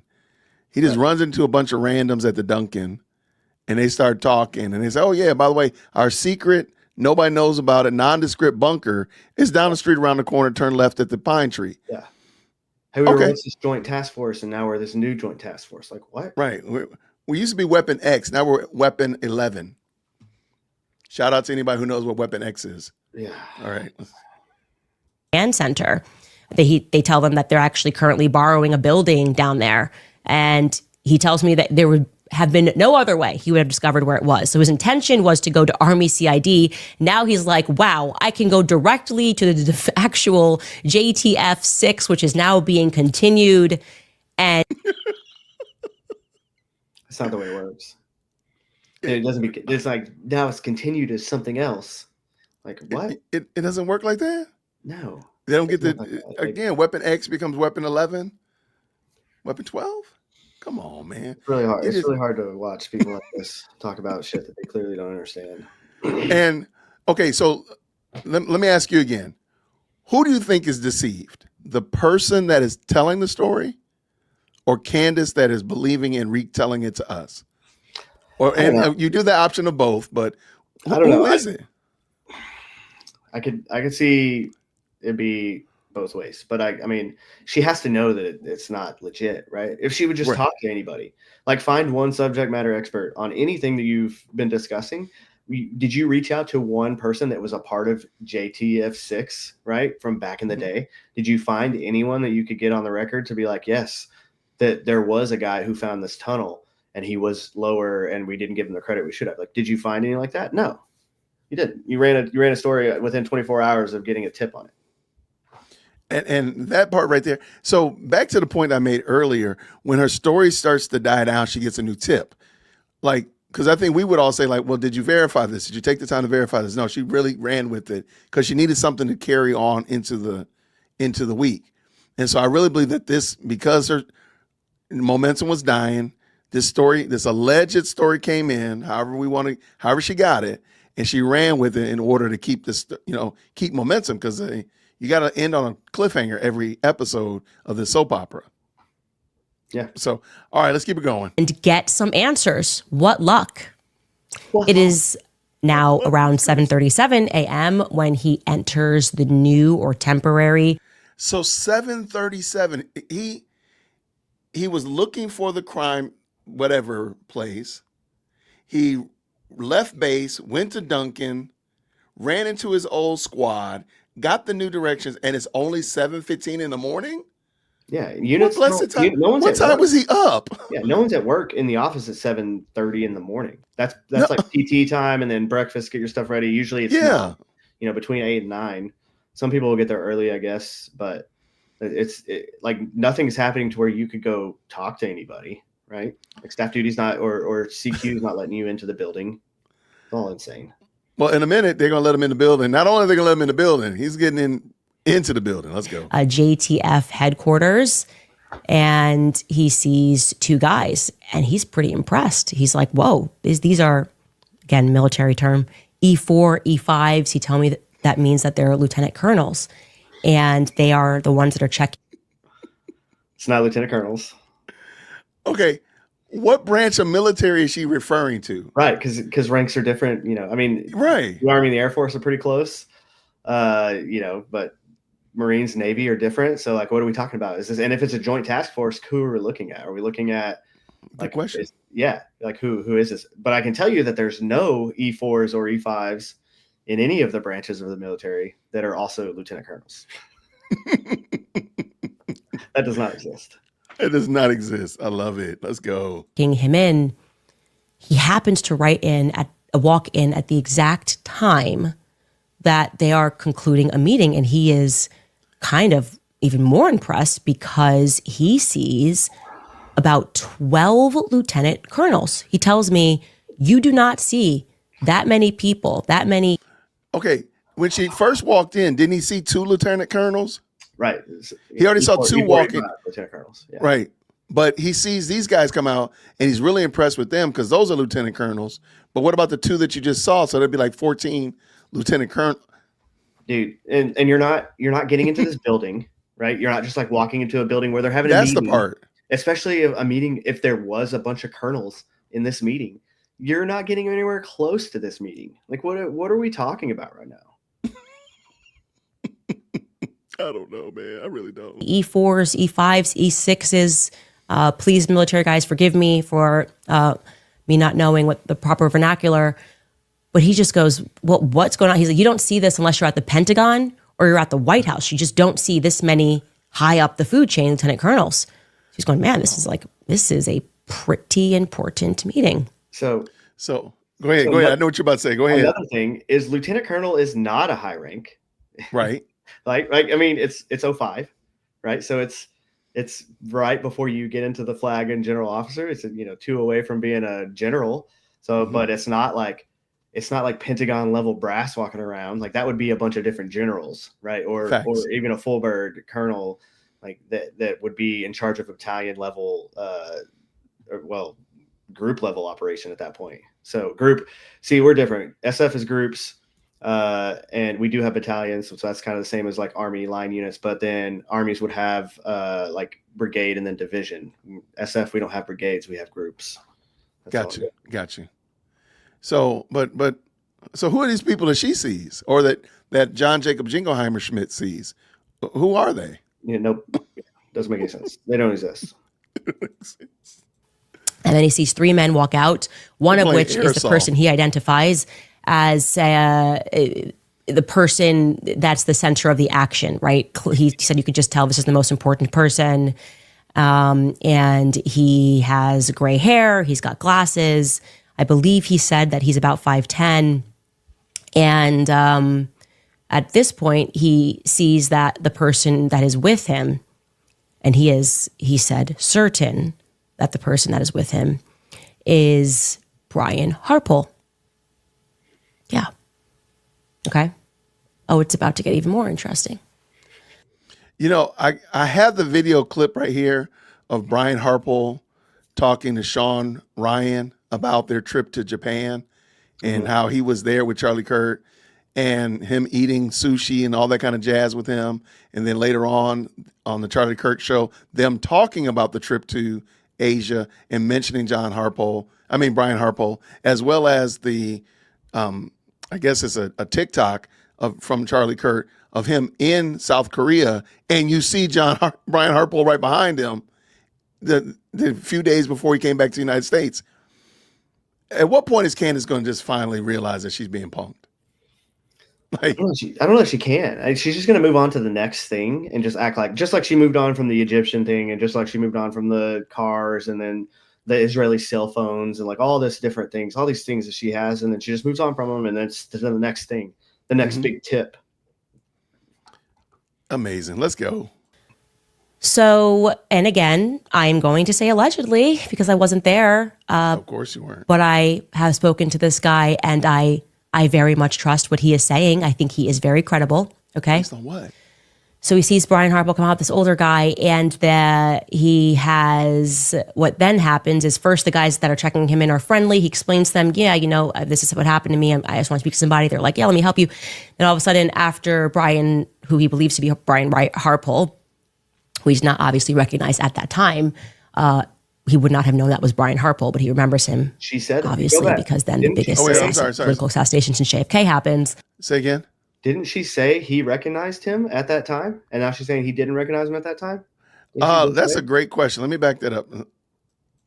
So when the person that's the center of the action, right? He said you could just tell this is the most important person. And he has gray hair. He's got glasses. I believe he said that he's about 5'10". And at this point, he sees that the person that is with him, and he said, certain that the person that is with him is Brian Harpole. See, she says he identified. I'm pretty certain. I'm not a tall guy by any means or measures. So because I'm short, I know people that are tall. I can tell. Brian Harpole looks tall to me. He looks more than 5'10". I'm 5. I don't know if she was saying that was him, or if she was talking about the commander, the guy in charge of the room, the way she phrased it, because she doesn't. Okay, maybe so, but I don't know. I feel like she was saying it was Brian, but okay, I'll take that if it's not. I'll accept that. Anyway, it does sound like he's saying at that moment he recognized Brian Harple. Yep. Okay, I can get that. I can hear that language. And I don't know if that's her, retelling the story like a clown, or him actually conveying that message to her, like, oh, I knew it was Brian Harple, but okay. Yeah. Okay. Oh, it's about to get even more interesting. Well, it's about to get interesting. So, and again, I'm going to say allegedly because I wasn't there, but I have spoken to this guy, and I very much trust what he is saying. I think he is very credible. Okay. So he sees Brian Harple come out, this older guy, and he has, what then happens is first the guys that are checking him in are friendly. He explains to them, this is what happened to me. I just want to speak to somebody. They're like, yeah, let me help you. Then all of a sudden after Brian. He just walked in there and retold that story from 35 years ago. Yeah, it never happened. Like none of this would ever happen. To the secretary or the receptionist, and they just said, we're going to help you. It would be staff duty, which would be so there's all buildings in the military, most buildings in the military, especially like if they have any kind of classified information, they have what's called staff duty, where it's 24 hours. There's always somebody there and somebody awake, right? So there is staff duty lines that you can call for certain reasons and so on and so forth. Those people, but they're also in charge of like checking you in or like whatever, especially depending on what level of classification this building is under. Like you're just not, I don't know. None of this makes sense. Who he believes to be Brian Harple, who he's not obviously recognized at that time. He would not have known that was Brian Harple, but he remembers him, obviously, because then the biggest political assassination since JFK happens. Suddenly, somebody hits the panic button, and two captains come out, and they escort him out of the building, and they begin what becomes a 7-hour interrogation. Okay. They think he's a spy. How did you? So let's just say for easy math, this is 9:00 in the morning, just for easy math. That means he was with them until 4 p.m. in the afternoon, the day before Charlie Kirk died. Okay. I just want to make sure y'all tracking with me. The timeline doesn't even make sense, much less the story that's in that we're supposed to jerry rig and hamstring into the timeline. This makes no sense at all. But this meeting? How did you know this meeting was taking place? He's being asked a bunch of questions. They're putting pressure on him. They're gaslighting him. I actually want to, if you give me a second, I want to read exactly what he messaged me about what took place. Now she's gonna pull her phone up. I'll tell you anything. It's incredible. It's actually just incredible how he describes their strategy here of attempting to gaslight him into believing that he was a spy or that he was working for somebody. And he's like, no, I'm just here over an incident that happened 35 years ago. I'm trying to get answers regarding it, and they're putting pressure on him. I'm going to write this verbatim. Oh, please read it verbatim. He says he's being interrogated. He is, quote, being accused of being a bomb threat because I was special forces in the military, EOD in the military. Wait, hold on. So now he's EOD? Yeah, wait. I don't remember him being special forces in the beginning. No, this is the first time she mentions that. Or EOD. Yeah, he wasn't special force. He was just a lowly censor guy. Remember that? Yeah. I don't want to run back to the beginning. Now the story's changed. Now he got a you know what it was? He got a promotion while he was when he signed the NDA. Yep. With that expired at 35 years. Like SF promotion that exists. There you go. I don't understand how did this get? This is the craziest shit. This is crazy. You know what Candace really should be doing? Trying to put her show on Cartoon Network or Comedy Network, because that's the only place where this would be taken seriously, because people would seriously be laughing at it. Let's go. They then attempted to try to gaslight me to see if they could angle an accusation of me being a threat to others or myself. When all of that fell flat, they then conferenced with base commander after I assumed they verified that I was not there to spy on that particular meeting. They decided it was okay to send me off post. That's when I drove a Tucson. I got a room. The next morning, I turned in my rental car. I got on a plane back home, and I had to stop in Salt Lake. Upon landing and turning on the phone, my wife is telling me about Charlie Kirk. And again, this was just a coincidence. I happened to be in the airport at the time that you are talking about all of those strange flights that were taking place there. I did not notice anything helpful other than the fact that the airport was not very crowded. So after 7 hours, he explains to me that they were going to, they debated holding him for 48 hours for this perceived, perhaps maybe bomb threat spy thing that's happening. And he's thinking, can you imagine this? They're paranoid, but he's paranoid and thinking, oh my gosh, this is more like Sinaloa cartel stuff. And I'm being treated like this because I've wanted to speak out about this story for 35 years. Both of them are wrong. Okay. Both of them are wrong. This really is just a coincidence. And adding to this coincidence is the fact and that he got the commander's name that obviously that questioned him for this long. He says this was the guy that was in charge, the commander. And he. What's the likelihood that the commander is somebody who has a last name that sounds like somebody that she has beef with? What's the over and under? Well, I mean, who is she talking about? Is she talking about the post commander? Because like the post commander, that's a good question. And like, who got you? Who got this guy? Was it some random captains? Was it CID? Was it like a counterterrorism unit? Like who actually questioned this dude? Because none of this makes sense. Like none of this is looking, and they wouldn't then conference in the post commander. That's insane. That's like that dude is in charge of post, and you're going to conference him in and be like, hey, we think we got a dude, but it turns out we don't think he's real. We're going to just let him go. And he's like, all right, bros, thanks for calling me. Like, appreciate you letting me know what's going on. Yeah, here it comes. He said he was approximately 36 years old. He had brown hair, the one I'm talking about that was leading the charge on asking him all the questions and interrogating him, and that his name was Captain Neff. Captain Neff.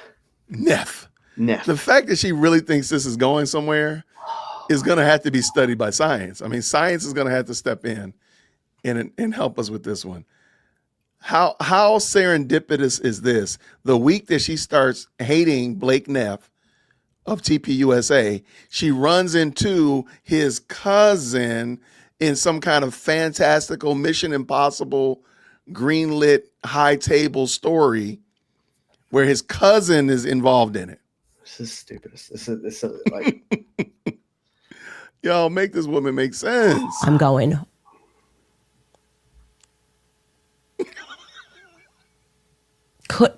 Now, I have the same question that you have because I've looked and it does seem that, and I never even questioned this, whether or not it's potential that Blake Neff has military connections as well. Like, I guess that kind of like, I just thought this is the producer of Charlie Kirk show, but it is interesting that somebody, and this would be a brother, cousin, I don't know, this is the person that interrogated him. And eventually, he says, was a person that had a heart and realized that he was not a part of any spy network and eventually escorted him off of the base and onto his way. That's a lot of coincidence for me. Now, he says to me, he communicated this to me very clearly. He said, Candace, I know how these meetings work. These are the meetings that are had ahead of an operation. Like when an operation is being confirmed, you have these final meetings and they involve all of the higher ups. How does he know how meetings work when he hasn't been a part of the military, whatever branch, that's also for not 35 years? That's not how they work. There's specific people within chains of command or within a part of an operation that would have meetings, yes. But like there's no. I can't even, it's insane.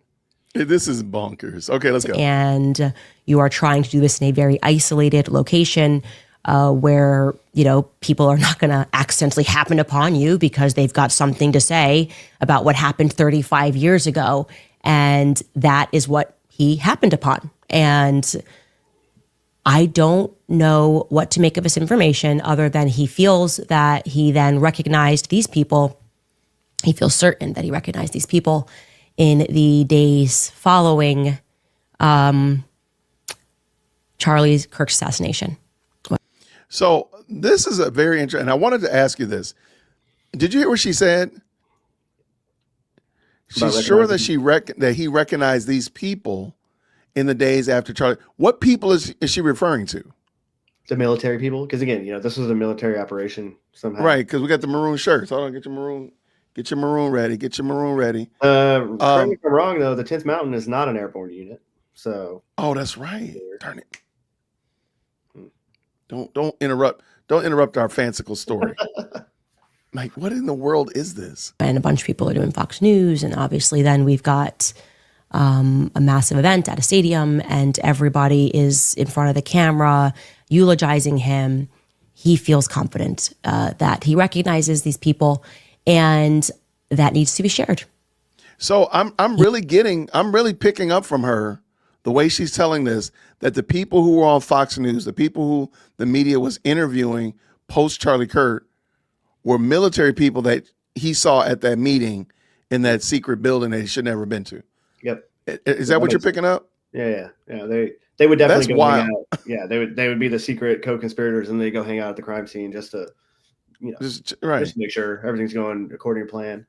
So in the movie The Game with Michael Douglas, remember that? Did you see the movie? It was a great movie. And remember that part where everybody that was involved in he saw in the world was actually in the lunchroom, like eating lunch. That's what she's saying here. Like, oh yeah, they're just chilling. Yeah. And then they go out and they just do the life out in the game, but then they're eating breakfast or lunch in the cafeteria. That's crazy work. I can't believe that she doesn't see this as being. She's so hungry for this story to go in another direction. I don't know why she's fighting like this. Yeah, but my goodness, in the morning, this has got to be. He's willing to tell a story. Like I said, I have verified. He has sent me so many documents, everything from his high school graduation certificate to his military documents to the police records to everything that he's speaking about that happened back then, NDAs, judges, things that he's been in court with fighting just to get out his story of what happened 35 years ago when he did the right thing. How did he get that information to her in that short window of time for her to quote unquote verify it? Yep. I guarantee she doesn't have anything. No, nothing. Nothing at all. And what does his birth certificate or high school what does that have to do with anything? Right? Like, look, he sent me his high school diploma. And you're like, okay. So like most people graduate high school. I don't know why that's a novel thing. Like, that's a momentous occasion. Shout out to him. Shout out to him for graduating 12th grade. Shout out. But yeah, this is such a weird story. And like, how did he give you this information for you to verify? That's the part that I'm going to stick with. How did you verify it in a short window of time when, again, the 920 building, you couldn't verify that after 3 weeks? I'm going to bring that up again. Right. When he stumbled upon, and boy, does he have some luck. Boy, does he have some luck that he goes from one government conspiracy to what he now believes he stumbled upon, which would be another government conspiracy. Okay?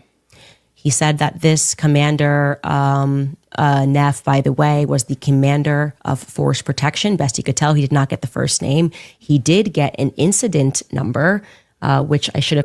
Which is crazy work that she's going to read this off. Why didn't you go? So is it fair to say, hold on, let me ask you, Green Beret Nap Time. Is it fair to say that she has not verified that this report that she's about to read the number to exists? Oh, yeah. How would she have? Why are you not? What kind of incident report is this? Is this a post-incident report? Like, what agency is it through? Like, is it through the Army? Like, what are we talking about here? Because it could be. Because we never know. She's never actually told us what branch of military it is. Like we started in the beginning. She said Army one time about something, but I don't remember. I don't know if it was like, Yeah, she said Army at one time, but again, I'm not 100% certain that's exactly what she meant, but I got your point. Yeah. Because the way she said it was like Army person. So I'm not 100% certain. I don't think she knows what she's talking about, but let's go. I've had prepared for you, but I can find it here in our chat because he sent me that too. He said there would have been no record for this if they didn't swarm me as if there was a bomb threat, because now, of course, there is an actual incident report, and he believes that this can be FOIA requested. And that report number, let's say it really was an incident report at I live by an Air Force base here. So there was an incident report, there's an Air Force base. Can Can I just FOIA it, call and ask for a FOIA request? You can try, but again, you don't know who to even call to give this report to you. Like, you would have to figure out who uses this specific report format, incident report format, and then figure out who you needed to ask for that information. She knows that no one's going to be able to find this. Correct. It doesn't exist, so it doesn't matter. So it's just like another thing.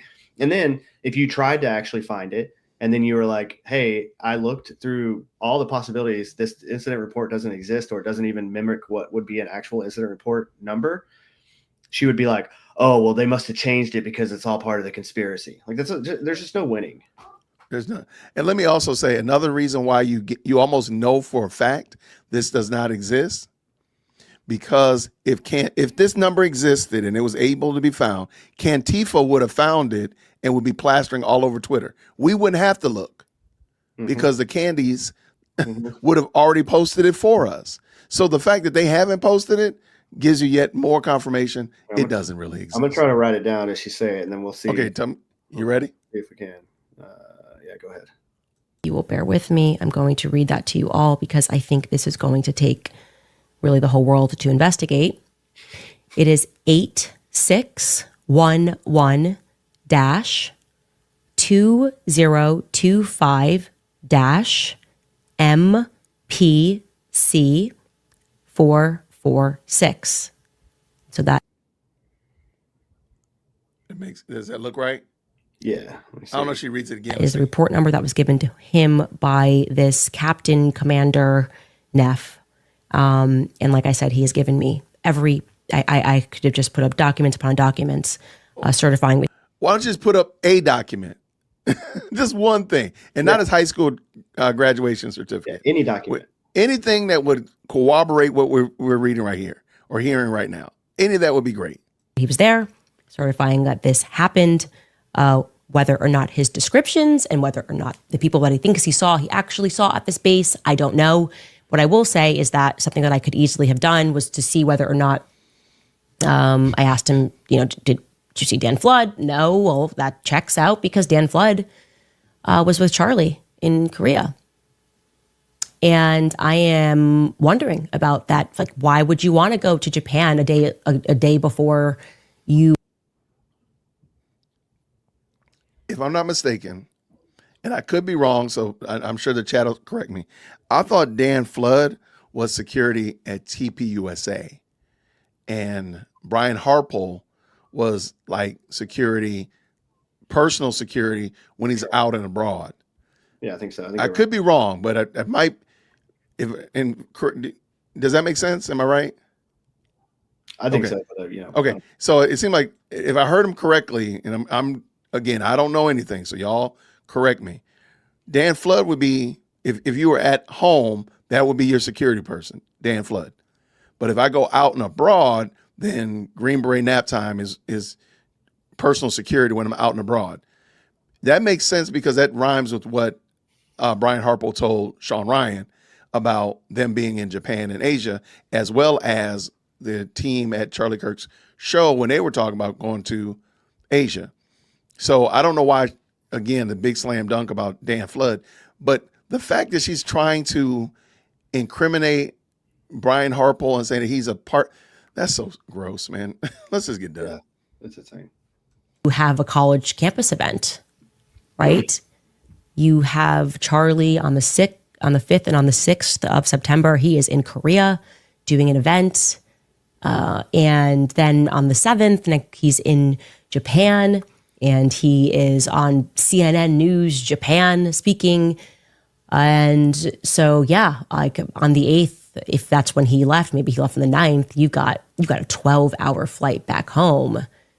And I have questions and somebody out there knows something. And that rhymes with what Frank Turek said about when he came back from Japan, that he only had a few hours before they were going to start the campus tour. So that rhymes. So the fact that she says it in such a condemning, accusing way, really, it's kind of gross.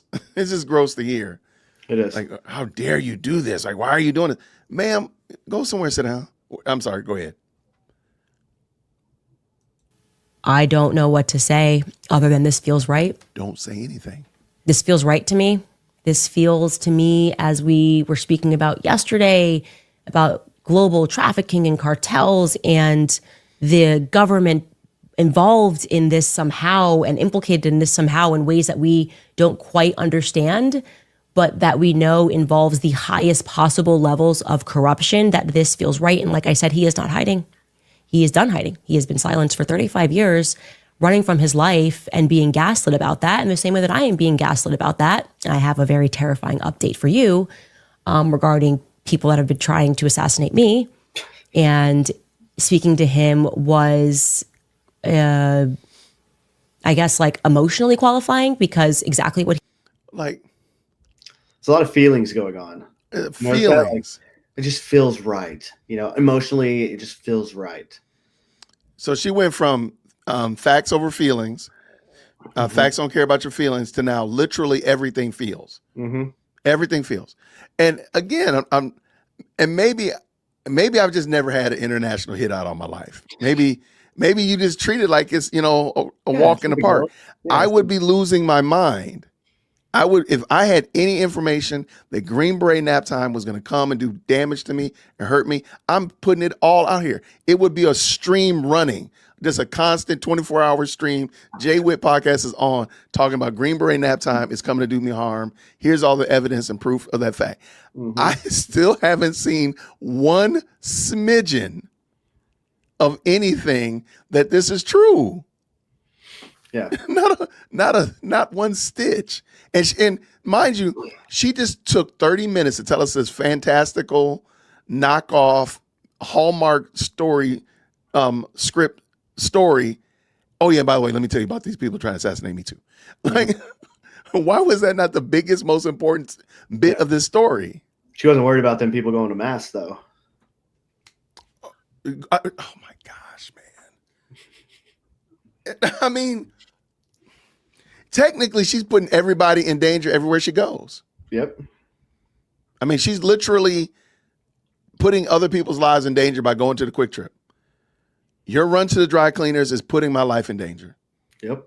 he's been going through, I've been going through. He didn't have the platform to be able to get his name out. And I said to him, like, do you want to come out? And he said, yeah, I've been silent for 35 years. He said, I watch your stuff and I can't believe that you got this email. And I said to him, the chances of me seeing this were basically slim to none. And it was the first email that was in my box, and I just called you. And I feel God moving in that. And now, if I said, I feel God telling me to tell you to stop talking this foolishness, that would be me hiding behind the Bible and being a fake Christian. Yep. But you can feel God. You can't make this stuff up, dude. You really can't. Insane. You really can't. And you know what? Let me also, you realize that she's putting her whole family in danger. Like, it's not just her. It is her husband and her children. But she's, hey, okay. I just want to make sure I had it right. This woman is crazy, man. Despite the, just the utterly demonic and satanic action and the level of collusion that had to take place for 9/10 to happen, I do also know, as I have always known spiritually, that they wouldn't get away with it. And I think Charlie, whatever vision he had, in which he knew his life would be short, and which he knew that I would not let this go because I somehow feel tied to it. And we're seeing more and more every day that somehow I am tied to this. I think that the more you tie yourself to something, the more you'll be tied to it. Honestly, you can't hate this person enough. Like, she is just the epitome of everything that's terrible. Like, she's sitting here talking about Charlie Kirk like they were friends or on speaking terms, which they weren't for years, right? So this is like verified. Like, he wasn't talking to her for the last few years when she lost her mind. And and now he's gone and she's trying to burn his entire legacy down. Yeah. And then act like the victim in it all too. It's insane. Whenever somebody pushes back, how dare you attack me? It's insane. But boy, I got this blowtorch out here. I must blowtorch and stuff. How dare you? Hey, leave me alone. I'm just blowtorching stuff. It's terrible. This is God operating. I really do. I think, bless this man. Thank you so much for your service to this country. I know that he said he would love to meet Ian Carroll, and I guess he's watching his stuff, and I will obviously make that happen and much more in the coming days. I don't expect the feds to reach out. I don't expect them to be interested in this angle or this potential meeting that I think they probably already knew about. I do hope, though, that somebody else saw something and somebody knows the quickest way to FOIA request that stuff. Somebody knows how to get behind this so we can get information. I've given you the dates. I've given you the... You do realize she just told y'all she didn't do any research. She's hoping other people will FOIA the Right. She just told you that she didn't do it. That's craziness. It's insane. And people still believe this stuff. And then she has more tips. Send me more tips so I can talk about them online and make money off of all you idiots. Because this is her. Hold on.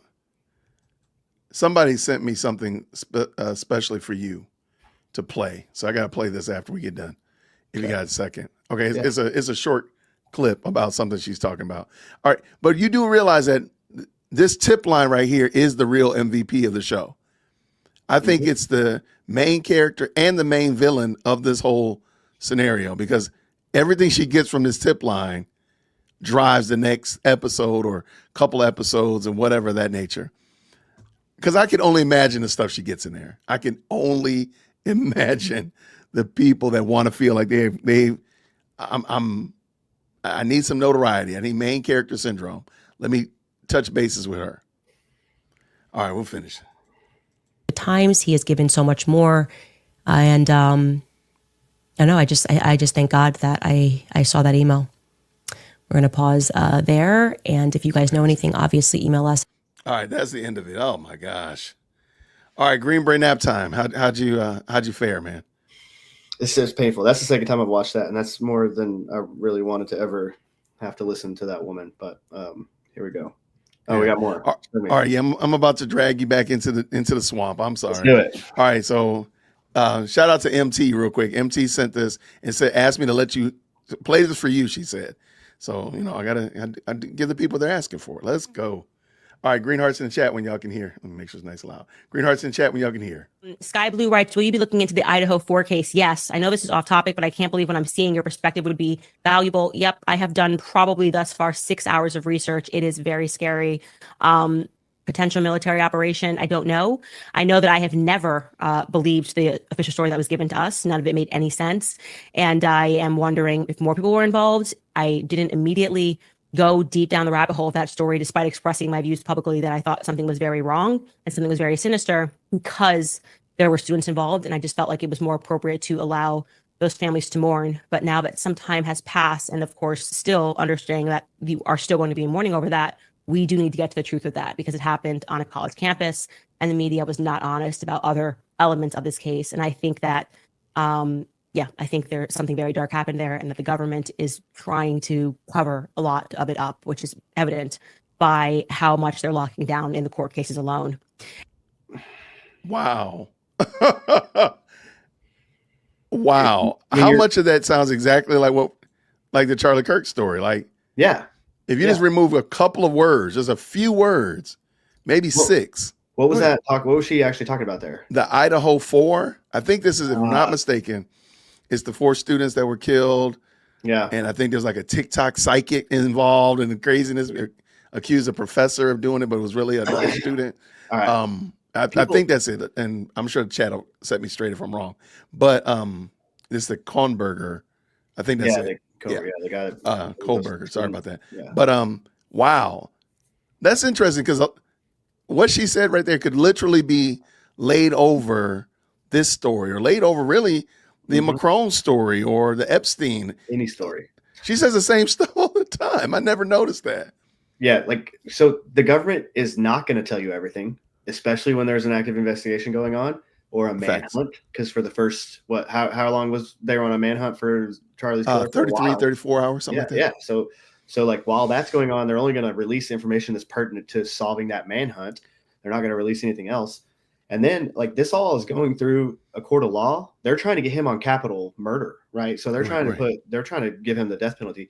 They're not going to release a bunch of stuff that could jeopardize their case and then taint the jury pool. So that's another thing. They're always like, we need answers to this. Like, well, you'll get answers after the trial, right? And then you can look at the court documents once they're released to the public, and you can see the autopsy that was used in court, because all that'll be released to the public at that point.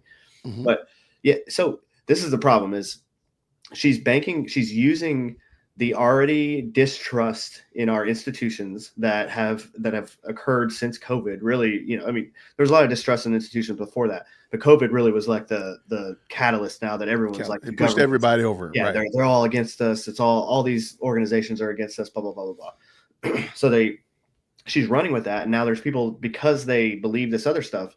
Now they're going to be like, oh, they are covering this up too, because they're not telling us. Like, no, they're just not telling you because your name's not special agent or prosecutor or ADA or whatever is involved in this case. Facts. That has a need to know that information for the case. Like, they don't tell me either, guys. Like, so You're not the only one that's not being told, right? Yeah, like people, all these people today, there's so many people that are entitled. They think they're entitled to this information and knowing exactly what happened. Like, that's just not the way it works. It doesn't. I wish there was a different way. But there's other countries that do full media blackouts on anything involving that case until the case goes through court, so that nothing gets messed up. They can't, then there can't be a mistrial or something. So that's all this is going to potentially generate a mistrial for Tyler Robinson. And then she's going to be like, see, I was right. Like, you engineered this mistrial with all of the shit you put out. And now you're going to like claim that you were the one that was right in it. It's insane. Yeah. Hey, there are a couple of questions for you. Do you have time? Yeah. Okay. I'm going to clear through these supers, and I did see a couple of questions directly to you. Thank you so much for the love of Jesus with the 5. As a fellow Catholic, you spew hate. There went to church. As my priest says, don't be a saint in church and a demon outside. I would absolutely pay money to find out what Candace's pastor, priest, parish, whatever, her church affiliation, what do they think about her behavior? That would be an interview I would love to have. Isn't she a part of that weird French? Is it French? Weird French, like Catholic? It's a sect. I know they're gonna put it in the chat. It's like, don't quote me on this, SSP something. They're gonna put it in the chat. I know it, but it is a very yeah. You're correct. But it'll pop up in the chat. I'm sure I'll show it in a second. Let me keep this going. Thank you so much, Amy. John Wick 5 trailer ongoing text to an all international assassins. Candace Farmer is excommunicada. 1.5 million American. I absolutely love it. Look, great. I love John Wick. I think John Wick is totally self-aware that it's just obnoxious. But remember when they were in Paris and the bounty kept going up and there were more and more assassins were chasing them? I would absolutely love. Hey, there we go. Let's keep it going. Thank you so much for the 2. Know what else starts with a tip? Babies, you are out of control. I saw that one earlier and he walked into that one. Ruben says this with the 5. Pay attention to what she says at the end of the news clips. She confirms there were military pictures when it was not in the case, which, yes, she does say that. And we stopped and Green Bray and I started talking, but you are correct. She does say that, but it's not in the pictures at all or in the video at all. Because I think that would have been insane back then. Keep it going. Amethyst with the 5. I wonder if her team is going rogue, sabotaging her scripts and using Chat GPT. Imagine they're all Judas. Are they misproducing her show? I would like to believe that, but I don't know. I don't know. Amethyst came again. We should pray for her team to confess their enemy alliance, their contributions to her evil, their sin. I mean, I like what you're saying there. Craftsman says this, the news segment, I found the info. It was a U.S. Customs linked to find it. It was also on .gov, what lies beneath. See, it wasn't anything special. That's the part. We just took an old story and try to add some life to it with all this new weird stuff to like to lend credibility to the fact that she just made up a fucking story. I'm right there. I'm like, so do you think, okay, so, and I kind of asked this question before. Did somebody actually send that to her? Or do you think she just outright made it up? Again, I mean, does it really matter? It really doesn't. I'm just wondering. Because either someone sent that to her and it was crazy as hell and she knew it was crazy as hell and she was like, I'm still putting this up because I need a segment tomorrow. Right. Or Which is she's very possible. like, I need a segment, so I'm going to make some shit up and put it up there. So either way, it's the same level of just nastiness, I think, So when she says he's ready to come on and do an interview and so on and so forth, she's just lying. Well, again, so if this person, if there was a person who actually sent her this stuff, they're not whoever they say they are, because they weren't even using correct military terms. So that is correct. She doesn't know military terms. She's using what that person was using. So either they don't know either, or she just made it up and then she doesn't know the terms. So she's just blaming it on this fake. So, okay. And again, I'm finding it fascinating because she keeps getting these really verbose tips that, again, there's just key elements that people can pick out and see that they're wrong. And I'm just wondering if somebody is at home sending her this stuff and they themselves don't know, or they didn't find the information correct, whatever. Or they're just giving enough so that you and I can be like, man, what the world? Like, this don't make no sense.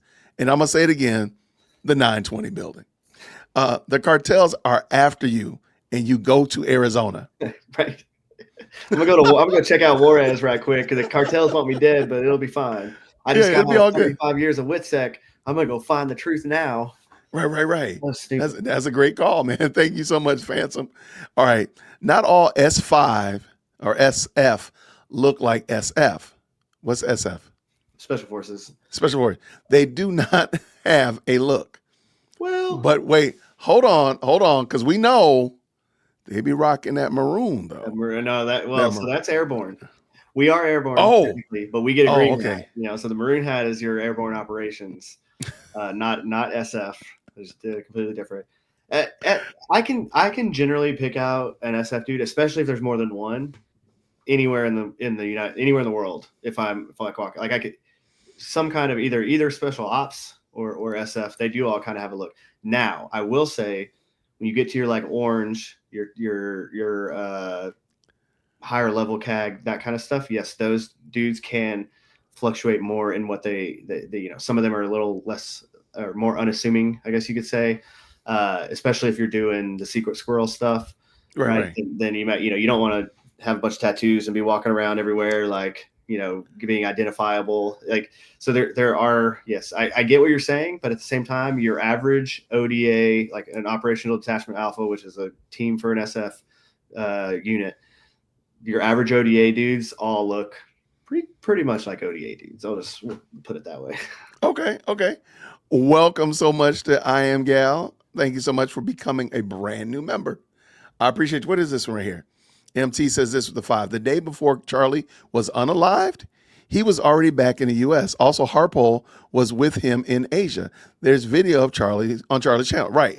I showed that, or rather I have it queued up. I could play it. But yes, keeping it moving. You're a lieutenant colonel. Everyone's a lieutenant colonel. Oprah Winfrey. Well, there you go. You got I don't know, is that a promotion for you?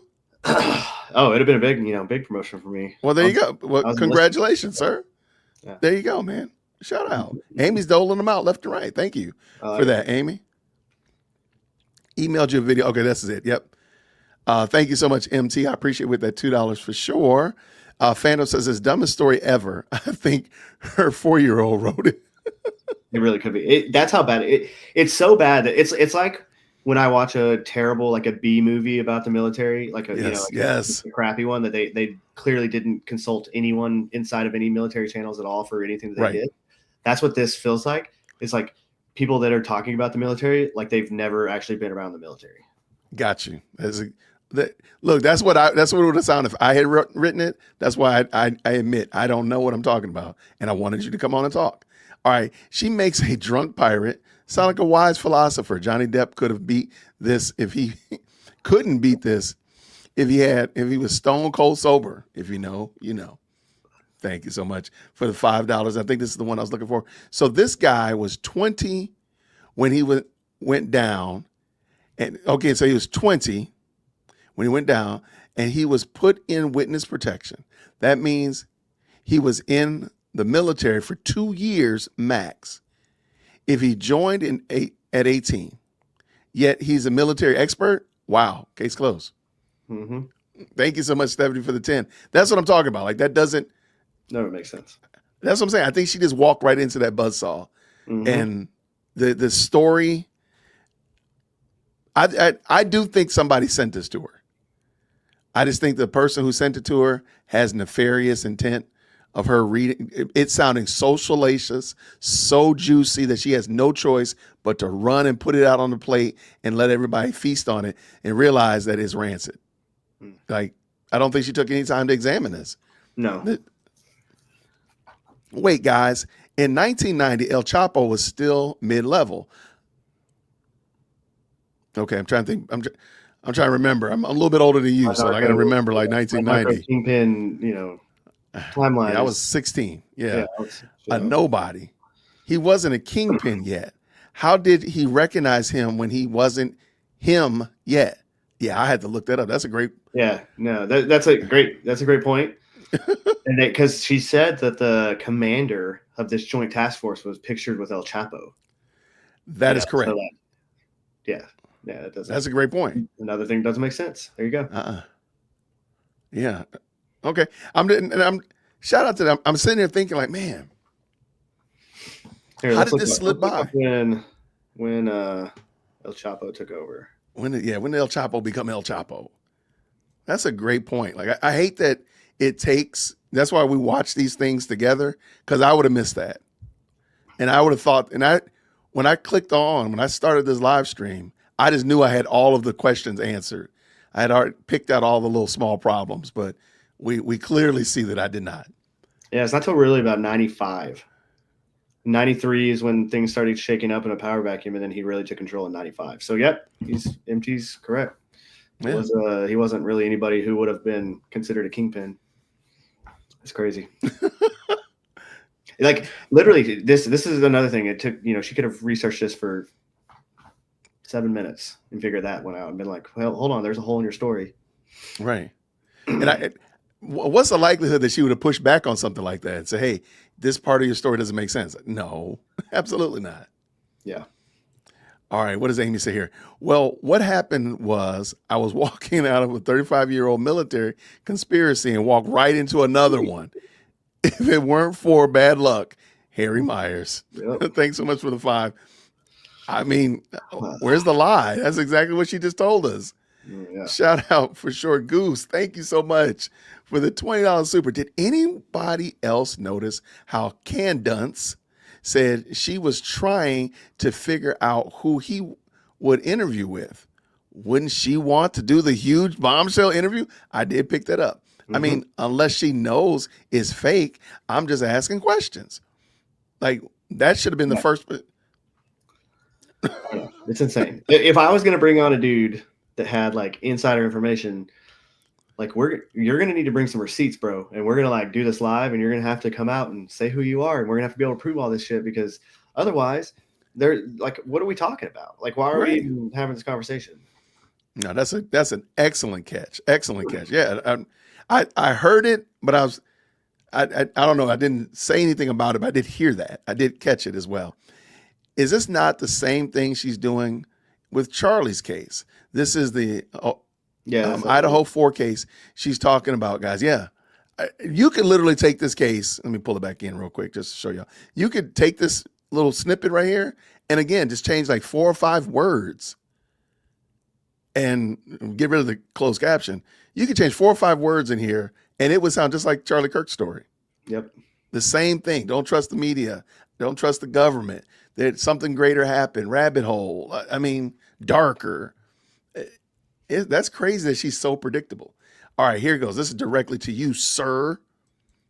Green Beret nap time. How common is the use of the word Valhalla in U.S. military culture? How common is the U.S. forces how common is it for the U.S. forces to conduct joint training operations? What do you make of the Valhalla VFT coverage on this? Valhalla is used. It's not like a thing where we're like actually believe in Valhalla, right? It's just like a warrior to warrior kind of thing. It's, see you in Valhalla, brother, that kind of thing. It's generally it's used when someone's passed, right? So like, we'll see you in Valhalla because we're both warriors type of thing. That's all it's really for. So don't look into that too crazily. Joint training operations all the time. It's called either a JSET or JPAT, joint combined exercise training. Happens all the time. Soft world, it happens even more.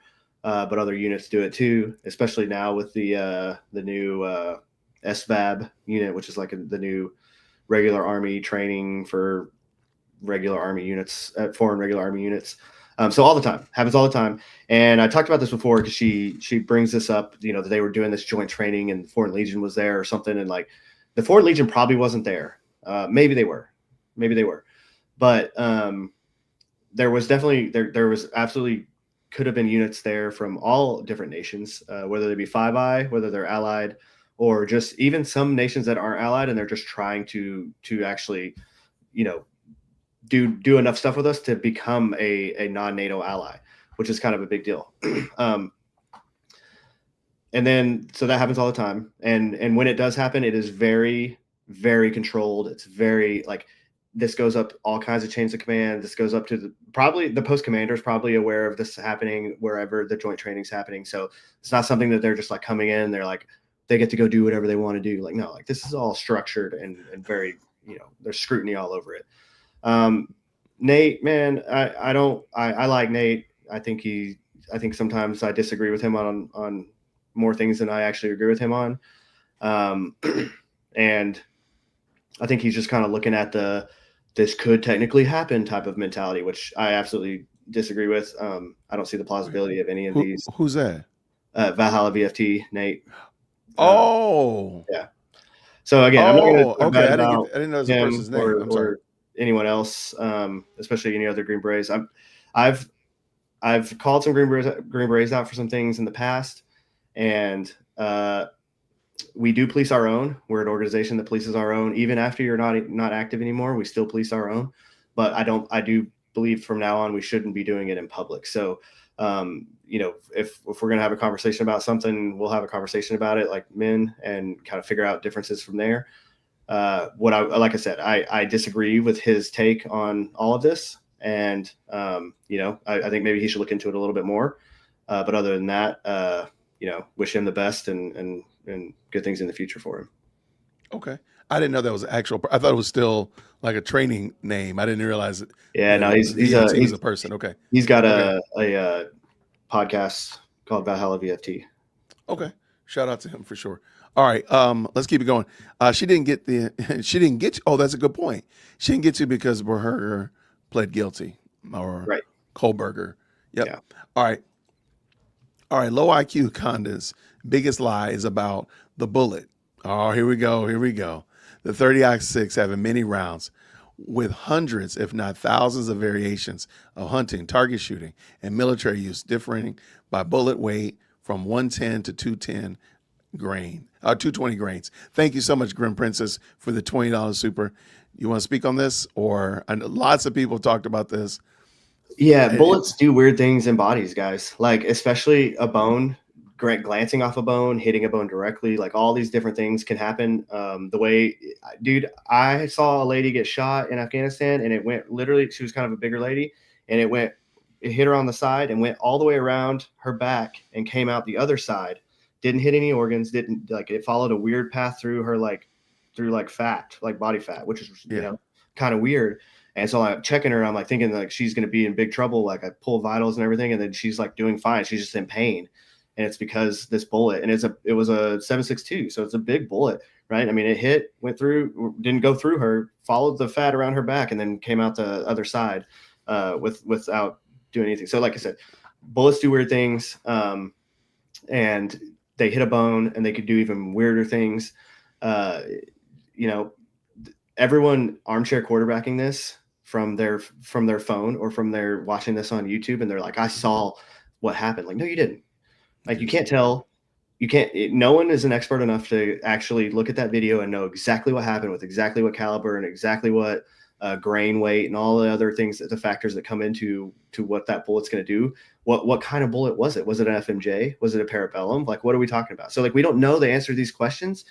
And then to pursue these now without all of that information that we don't have and we're not going to have until after this court case, it's asinine, and it's just asking to create these false narratives that don't need to exist. And it's just, it's watering down what we really need to be talking about, which is how a young man was indoctrinated by leftist rhetoric and then killed a prominent right-wing, Republican because of that rhetoric. And that's what they don't want you talking about. So that's why we're talking about all this other stuff. That was a keen point right there. I love it. Thank you so much. I do not condone this type of behavior, Carrie. I do not. I'm not going to even read that. Shame on you. Moderators, put Carrie B in 0-second timeout. And Carrie B, you email management when you've repented for your bad behavior. But make sure you blind carbon copy just in case, we wanted to see and laugh at it. Nobody. Now I didn't say that. Now that was no who said that. That was this. I'm gonna have to put Green Beret nap time in 0-second timeout next. Man, don't be a guest and get put in timeout, man. Come on, don't do that. What does Goose say with the 10? Has anybody noticed how similarly these big That's my point. These big tips read like it's the same person. I don't think it's the same person. I think it's a team of a couple of people working together to craft these stories. But I don't believe that they're real. I don't believe that at all. Now she says that Ian's going to do the interview. Is that so she won't look like an idiot when it comes out fake? I don't think it's ever going to happen because I don't think the person exists. But I get your point, though. I totally get your point. Thank you, Goose. Does that resonate with you as well, Green Beret? That yeah, I think if me and you got together, I think we can make some good stories. Someone's making them up. Somebody is. No lie. That's why. You know what? That's why I don't think she posts those. Mm-hmm. Because they are so. Because I want that 920 bill. I told her I will stop making videos if she gives me that 920 building email. I want the whole thing. She said it was 7 pages. I want the whole thing. Because I guarantee you, when you read it, it is a mess. Yeah. I went as far as to pull the transcript and try to cock the email out of the transcript because I wanted it that bad. It's bad. What is Phantoms? I'm sorry. Pole says this with a 6. The clever way to discredit her is the tip line. That's what I'm saying. I think the tip line is the biggest op. I think it's the main villain of this story. And appreciate you with the 6 for sure. And Goose is a brand new member. Shout out to you, friend. Thank you. All right. Green Beret nap time. Make your case. Why should all of my subscribers, everybody watching this video, hustle their little selves over to X and hit that follow button? What are they going to get when they come and check out Green Beret nap time on X? Man, you're not going to get flash and pizzazz. You're going to get normal, like reality checked information. And so that's, again, I started this account a few years ago, and it was just to kind of argue with people because it just seems like there's a lot of people out there that don't actually know history. They don't understand American history. They don't understand, even history back to what, led Europe into World War I and II. They don't understand history before that. So my account is just kind of, I find narratives and I poke holes in them, and then I find it, the color revolution thing that just, the Democrat 6, the seditious 6, if you want to call them that. I don't know if that's allowed to be said, but whatever. I didn't make up the term. But that kind of stuff, like I broke it down with doctrinal information on how that is, in my view, a color revolution is, or at least what they're trying to push a catalyst for it. So that's what you find in my page. Again, it's nothing. You're not going to come here and be like, oh my God, Candace style, like drops about government conspiracies. Right. If there is a conspiracy, I'll talk about it, but only the information that I can verify, not made up stuff like some of these people do. I love it. If the mods could please just make sure that Green Beret nap times, and you also have a YouTube channel as well. I apologize. His YouTube channel as well as his Twitter, but you're most active on Twitter. Yeah, mostly on Twitter. I'm going to start doing more stuff here, as we go, but picking fights over there on Twitter. Yeah.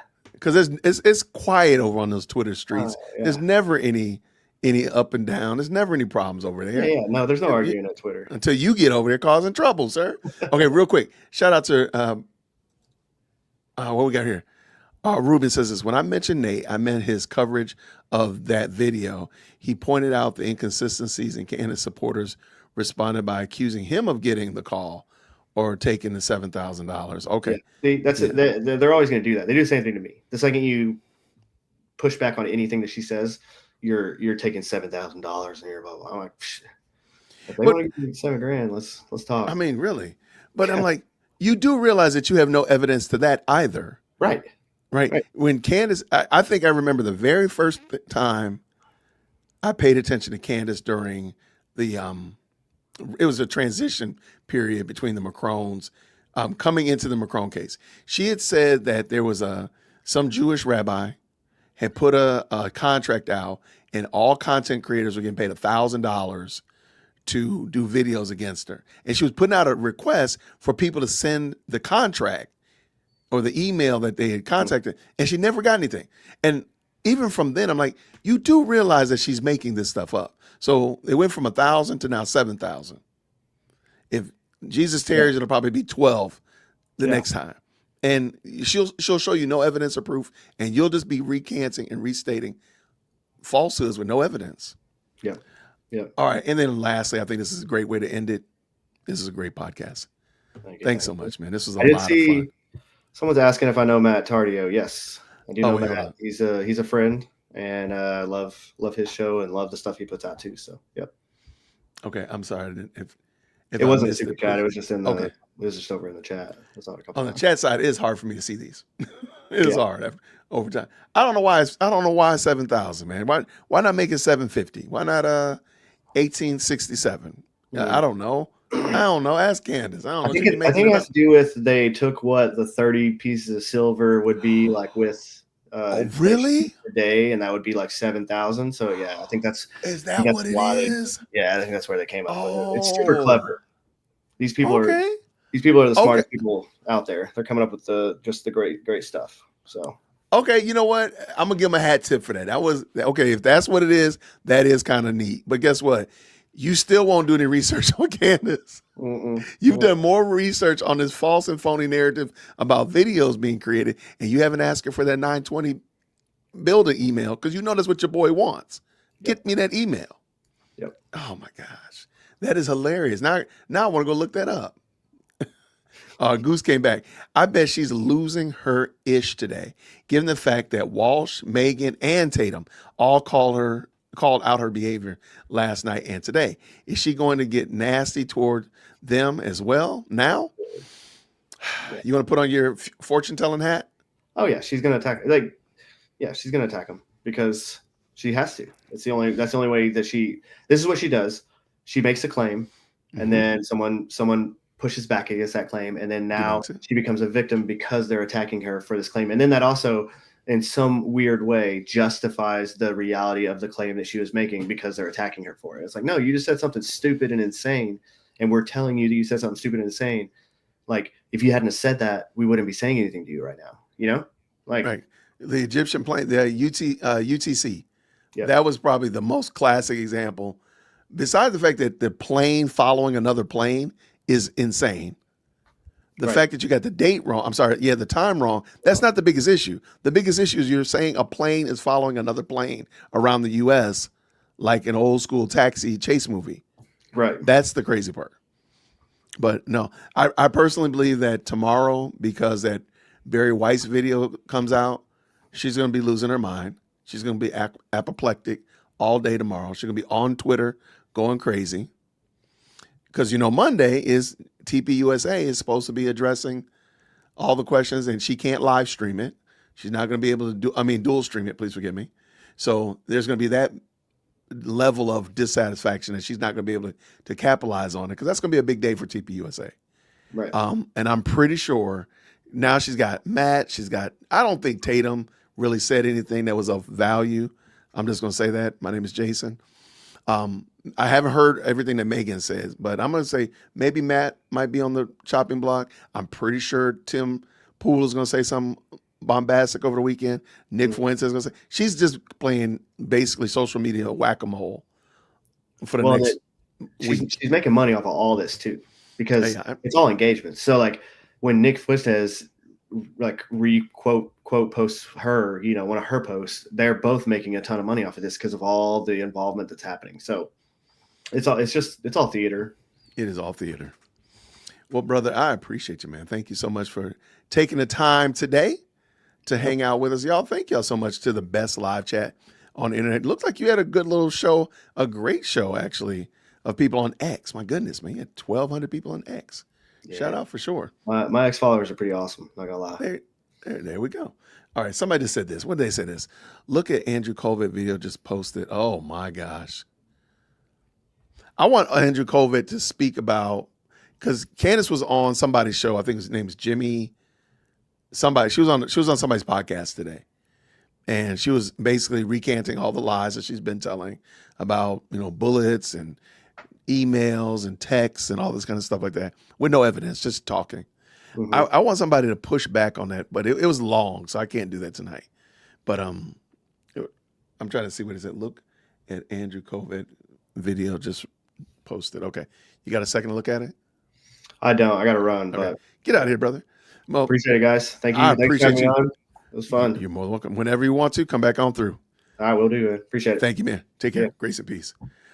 Y'all, that was Green Beret nap time. Y'all put GBNT up in the chat. Now, real quick, I am going to see what this is. Man, I got Megyn Kelly popped up right when I clicked over here. Man, that is crazy. Now I got her video in my queue. Let me pull this in, because then I can do Megyn Kelly. Then I'll pull back around and find spin the block and find Mr. COVID. All right. So people have been saying Megyn Kelly gave her that work, huh? All right, let's see what Megyn says, and then we'll come back around and find the Andrew COVID. So shout out for sure. Thank you so much. We're going to green heart in the chat when we can hear. And let me tell you something. Uh-oh. The She said, let me tell you something. She already sound mad. Let's see what Megyn going to tell us something. I want to be back on Team Megyn. Let's see. All right, green hearts in the chat when y'all can hear. So I'd love to know where things stand with that piece of the investigation. But because I am a sane person who understands the law, I also know that the FBI, does not run around updating its investigation and releasing the very latest on what they found.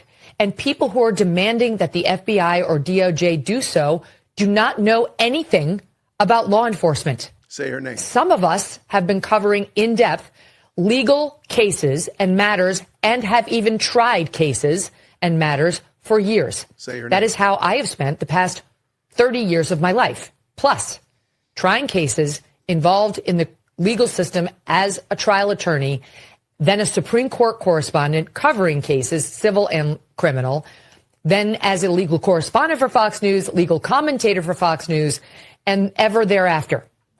And let me tell you something. The FBI does not run around updating its information after somebody gets indicted. It doesn't. It would be extraordinary if it were to do so. And the DOJ is extremely tight-lipped, normally, on its criminal cases. When it's not, it's behaving inappropriately. When it's not, you have rogue prosecutors who wasn't with the DOJ, Tish James, but like her, the Attorney General of New York, running around trying to update her case against Donald Trump, or Fannie Willis shooting her mouth off about Donald Trump. What did we do when those prosecutors did that? We ripped them a new one because it's inappropriate. Stop requesting or requiring the FBI or the DOJ to update its evidence for you. Okay, look, let me tell you something. I'm getting my passport. I'm ready to become Team Megyn again. I'm ready to, come back to Megyn.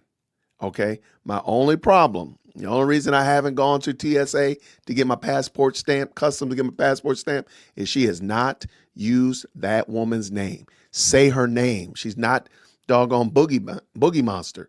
Just say her name. That's it. All right. But okay, Megyn, okay, I got my passport. I'm ready. Not the target audience. They're trying to preserve the integrity of this case for when they get it in front of a jury, who are the only people who matter. I'm sorry, but their opinion is the only opinion that's going to matter in this case. And they will come to that opinion based on evidence that gets submitted to them that passes the rules of evidence, which are there to maintain the integrity of a case and an investigation and of the defendant's constitutional rights. That's how our system works. That's how our system works. stop demanding that the FBI update you. That's not how it works, and it would be inappropriate for them to come out and shoot off their mouths about the latest and greatest they have, unless and until they are ready to arrest somebody else. And when they are, if they are, on Transtifa, we're all ears. Then they will provide some basic modicum of evidence to support the arresting affidavit, the arrest indictment. That's how this works. By the way, criminal prosecutors have an ethical obligation not to spout off about their evidence in the case. We actually pulled this this morning, just in case you were wondering. Rule 3.8 of the ABA model rules restricts prosecutors from making extrajudicial statements that heighten public condemnation. Remember when Fani Willis did that about Donald Trump at the church. And his defense lawyers too, like spouting off about how race was at issue in this case?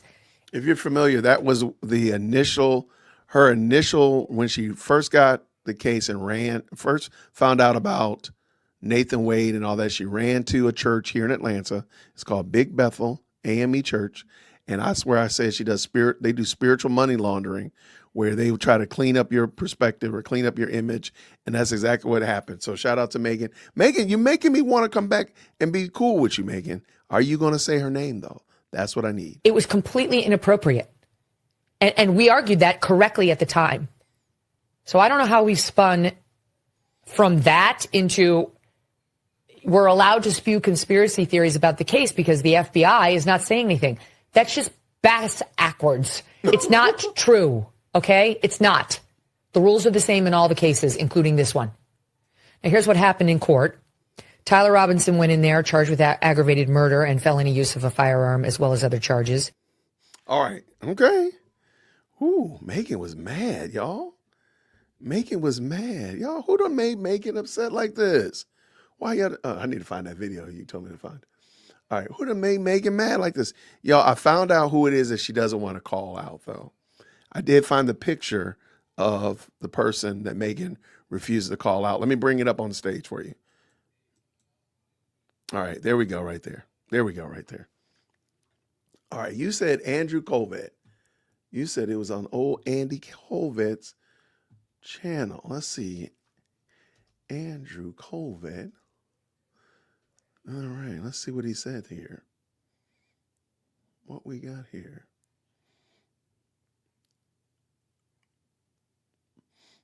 Oh, okay. All right. So anyway, this is who it is that y'all don't want to say their name. So I don't know who it is. I don't say her name. All right. So they're doing some lip reading. It's only like 2 minutes long. Let me bring it in so we can check it out. Get that out of here, Jason. Bring this in. Here we go. All right. Got to get this down. Thank you so much, Amethyst Angel, for the very kind, $50 super. I'm wondering if Erica's being advised not to speak her name. I suspect there could be legal complications, and she has been advised not to speak anybody's name. I mean, that could be true. That could be true. Could it be the guardrail to implementing civil suits? Any legal scholars in here? Shout out. Thank you so much. I don't think I've heard her mention the name, but every time the name is mentioned, it's from a host. That's interesting. I can see that. Here, let's see what this is about. Charlie Kirk murder suspect said he thinks about the shooting every day. Lip reader. Okay. Take this with a grain of salt. Green hearts in the chat when you can hear.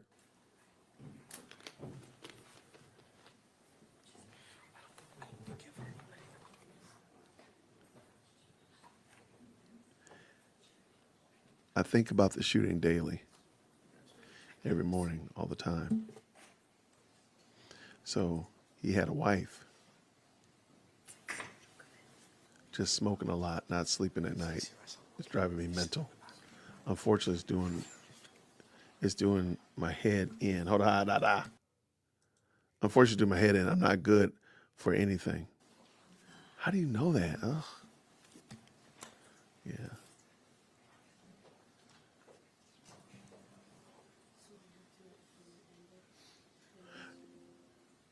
My mother goes away to see friends, to be away from the media, which makes sense.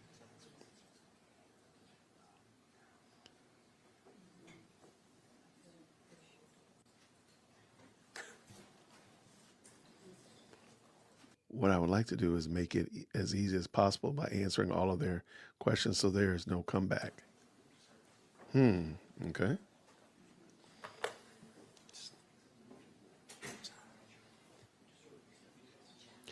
I needed to run it by you. What does that mean? Can you beg? I'd like you to. What?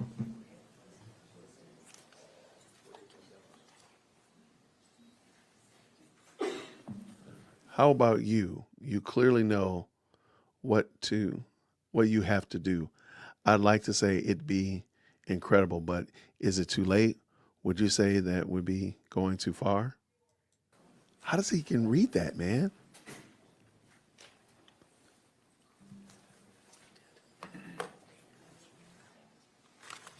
I think he was way over the top, and why inclined to say he didn't talk about it as I don't understand what this conversation is. It was so bad.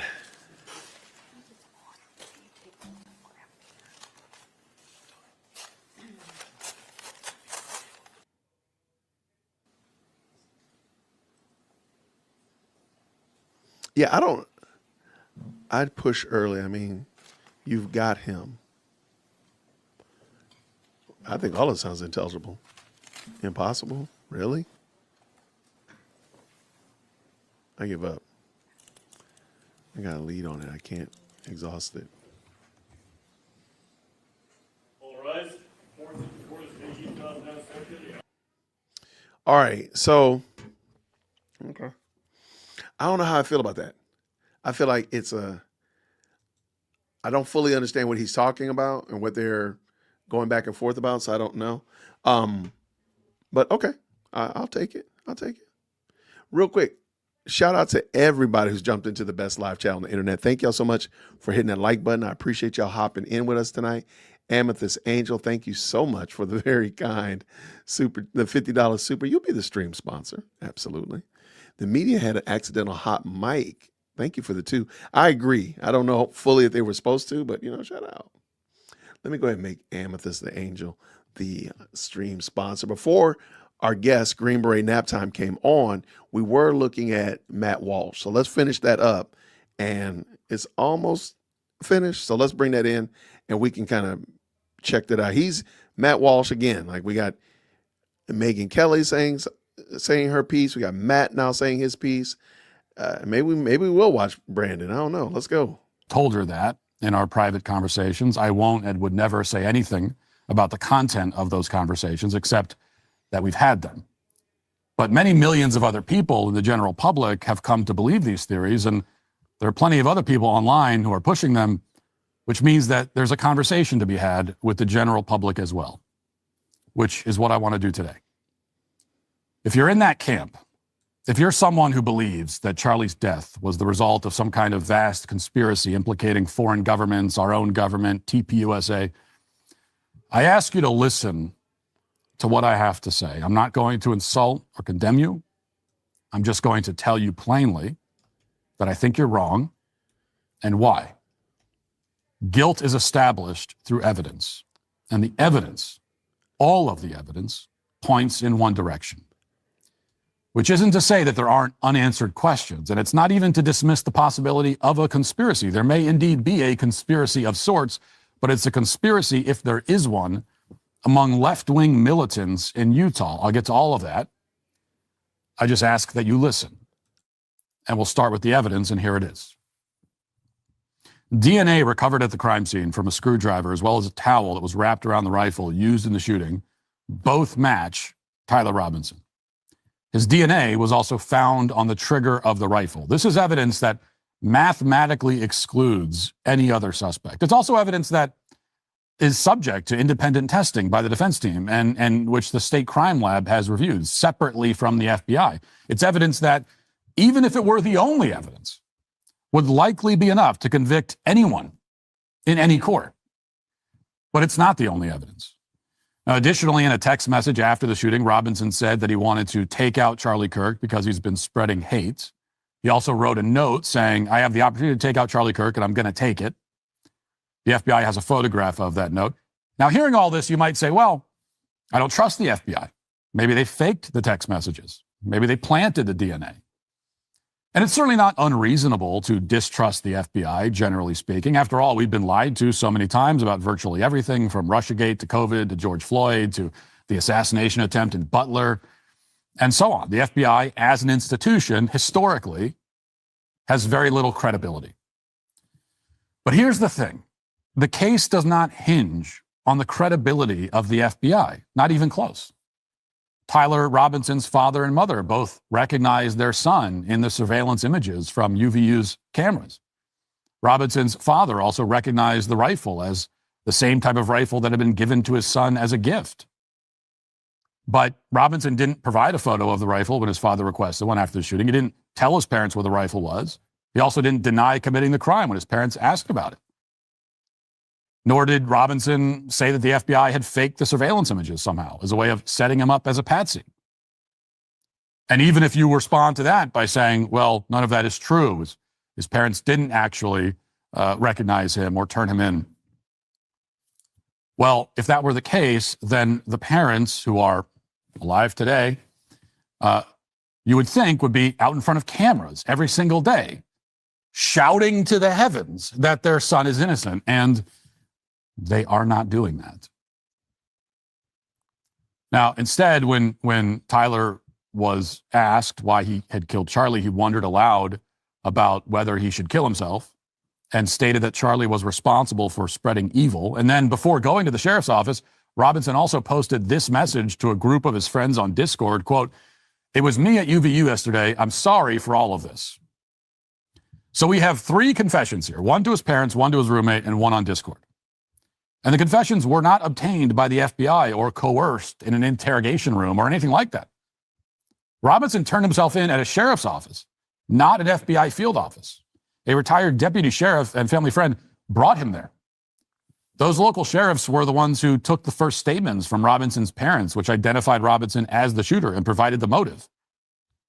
In literally any other case, for literally any other defendant, if there is DNA evidence and a confession, they will be convicted.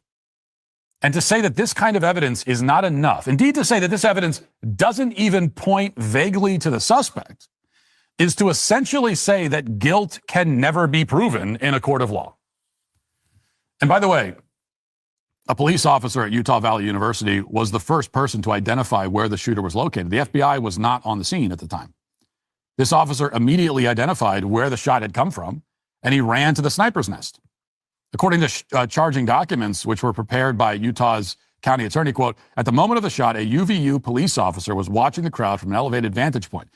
As soon as he heard the shot, he began to scan the area for threats. Believing the shot came from a rifle because of its sound, he looked for potential sniper positions. He noted a roof area approximately 160 yards away from Mr. Kirk as a potential shooting position and rushed there to look for evidence. When the UVU officer arrived at the position, he, quote, noticed markings in the gravel rooftop consistent with a sniper having lain on the roof, impressions in the gravel potentially left by the elbows, knees, and feet of a person in a prone shooting position. Police reviewed surveillance from the camera covering the roof and discovered that it recorded an individual dressed in dark clothing crossing the railing from the public walkway and drop onto the roof at approximately 12:15 p.m. After a short time, which I just think it's very interesting. Matt is doing nothing more than reading the charging documents and just being honest with the charging documents. And I'm just wondering, why did Candace not do this? Why does Candace not, again, all he's doing is just reading the charging docs. Why not talk about this instead of this fantastical, planes, trains, and automobiles story that she's telling? Why not just read the charging docs?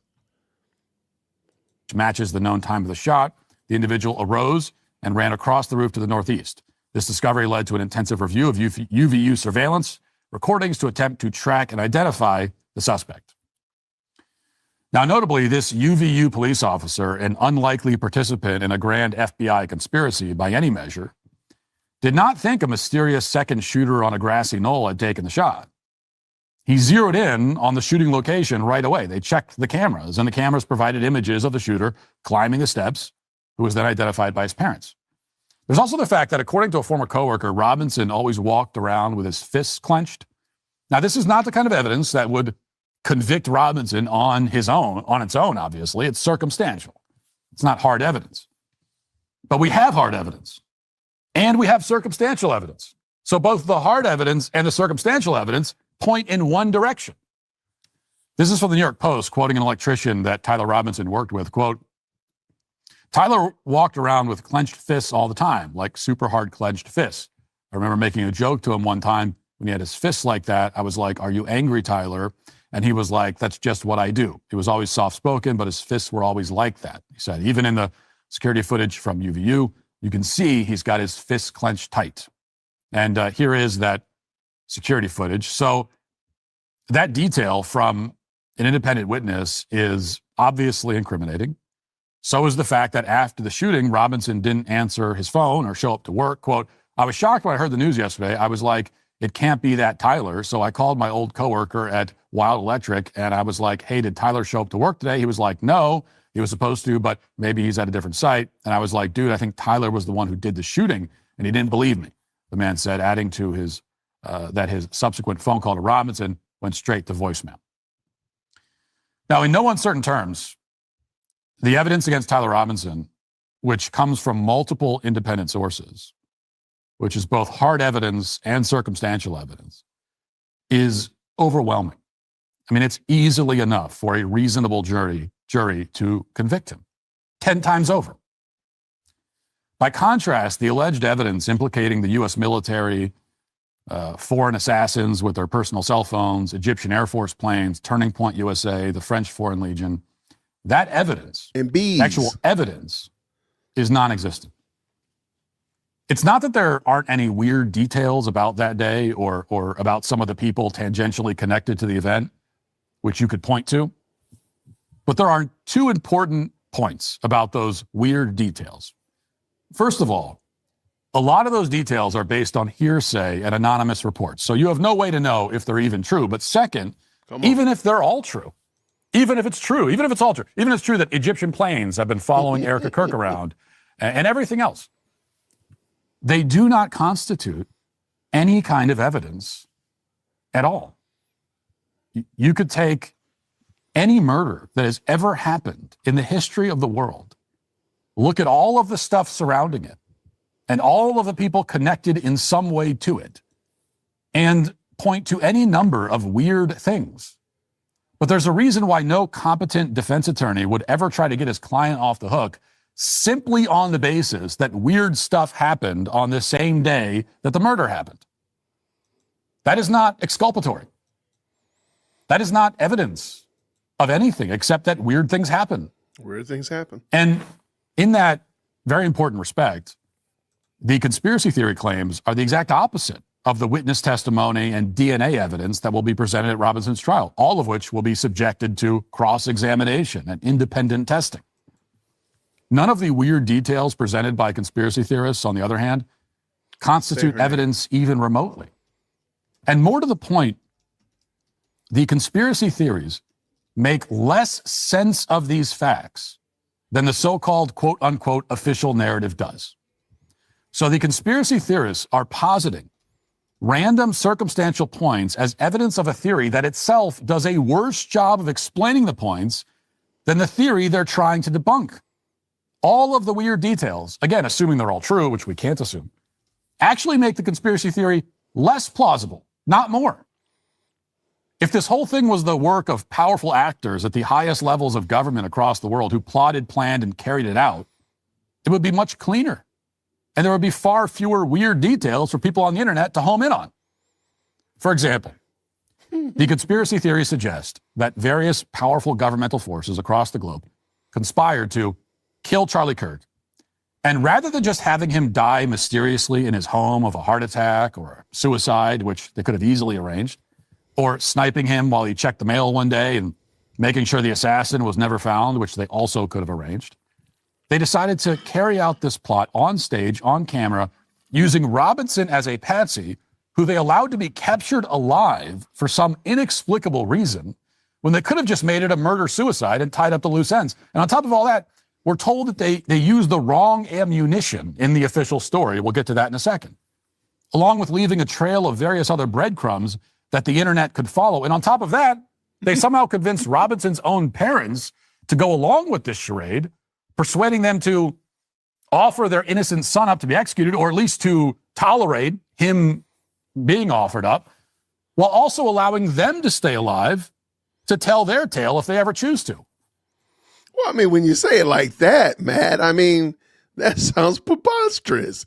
I mean, when you say it that way, of course, that sounds ludicrous. You know, there have been many mass shootings where the shooter kills his family members before turning his gun on the public and then himself. That's an established pattern with these kinds of things. The hypothetical conspirators could have, and obviously would have, arranged all of that in this case, tidily closing the loop and getting rid of anyone who could blow the whistle. Indeed, the whole reason why everybody, I think, rightly assumes that Epstein didn't kill himself is that we know that powerful conspirators aren't just going to leave somebody alive to blow the lid on the whole thing. Now, admittedly, I'm speaking hypothetically about what these government assassins would do, but the conspiracy theorists are also speaking hypothetically, and I'm saying that the facts on the ground don't match their hypothetical at all. A theory is not just an educated guess. A theory, in a scientific sense, is a system meant to explain the facts we observe. We observe objects falling to the ground when we drop them. Gravity is the theory, the system that explains that fact. This is why we say theories should be predictive. They should have predictive power. A theory should predict what we observe in reality. So if you listen to somebody explain the theory of gravity, you would predict, based on that theory, that things would fall to the ground when you drop them. And what do you know? They do. But the conspiracy theory surrounding Charlie's assassination does not make sense of or predict any of the details that it was designed to explain.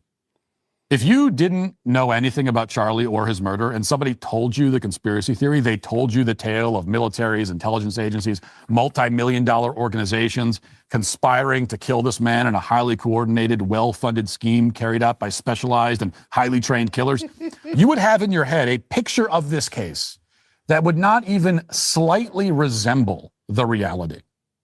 And when you finally read up on the case itself and the actual real-life details, you would be utterly shocked to see the clumsiness, the weirdness, the apparent inconsistencies, and most especially, you would be shocked that all of the people who are being used as patsies in this murder are somehow left alive. You would be shocked that Charlie's murder very much resembles, in every way, the work of an untrained radical whack job and not the work of nefarious global elites. Now, you could argue that nefarious global elites would want it to look like the work of an untrained radical whack job, but the whole reason you formulated this theory is because you say it doesn't look like the work of an untrained radical whack job, even though it does. So your theory collapses in on itself. It eats its own tail. And on that point, we need to talk about one specific insinuation which comes up quite often and which the conspiracy theorists are hanging much of their theory on, which is that Robinson's rifle may not have killed Charlie Kirk because a bullet from that rifle would have decapitated him. Now, this is an insinuation that claims to rely on actual scientific evidence, so it's worth discussing in some detail. Again, even if it's true that the ammunition doesn't match the type of injury Charlie sustained, that inconsistency makes even less sense under the theory that this was all plotted by militaries and governments. Right. Would they not have known this fact about the ammunition? Good catch. Is it even plausible that they would make that kind of mistake? But we're supposed to believe this claim about the rifle because of the demonstrations like this one, which Candace presented on her show recently. Watch.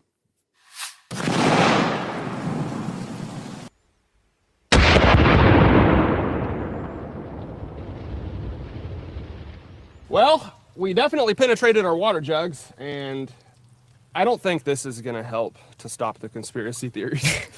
His head fell off. Look at that. I mean, watch that.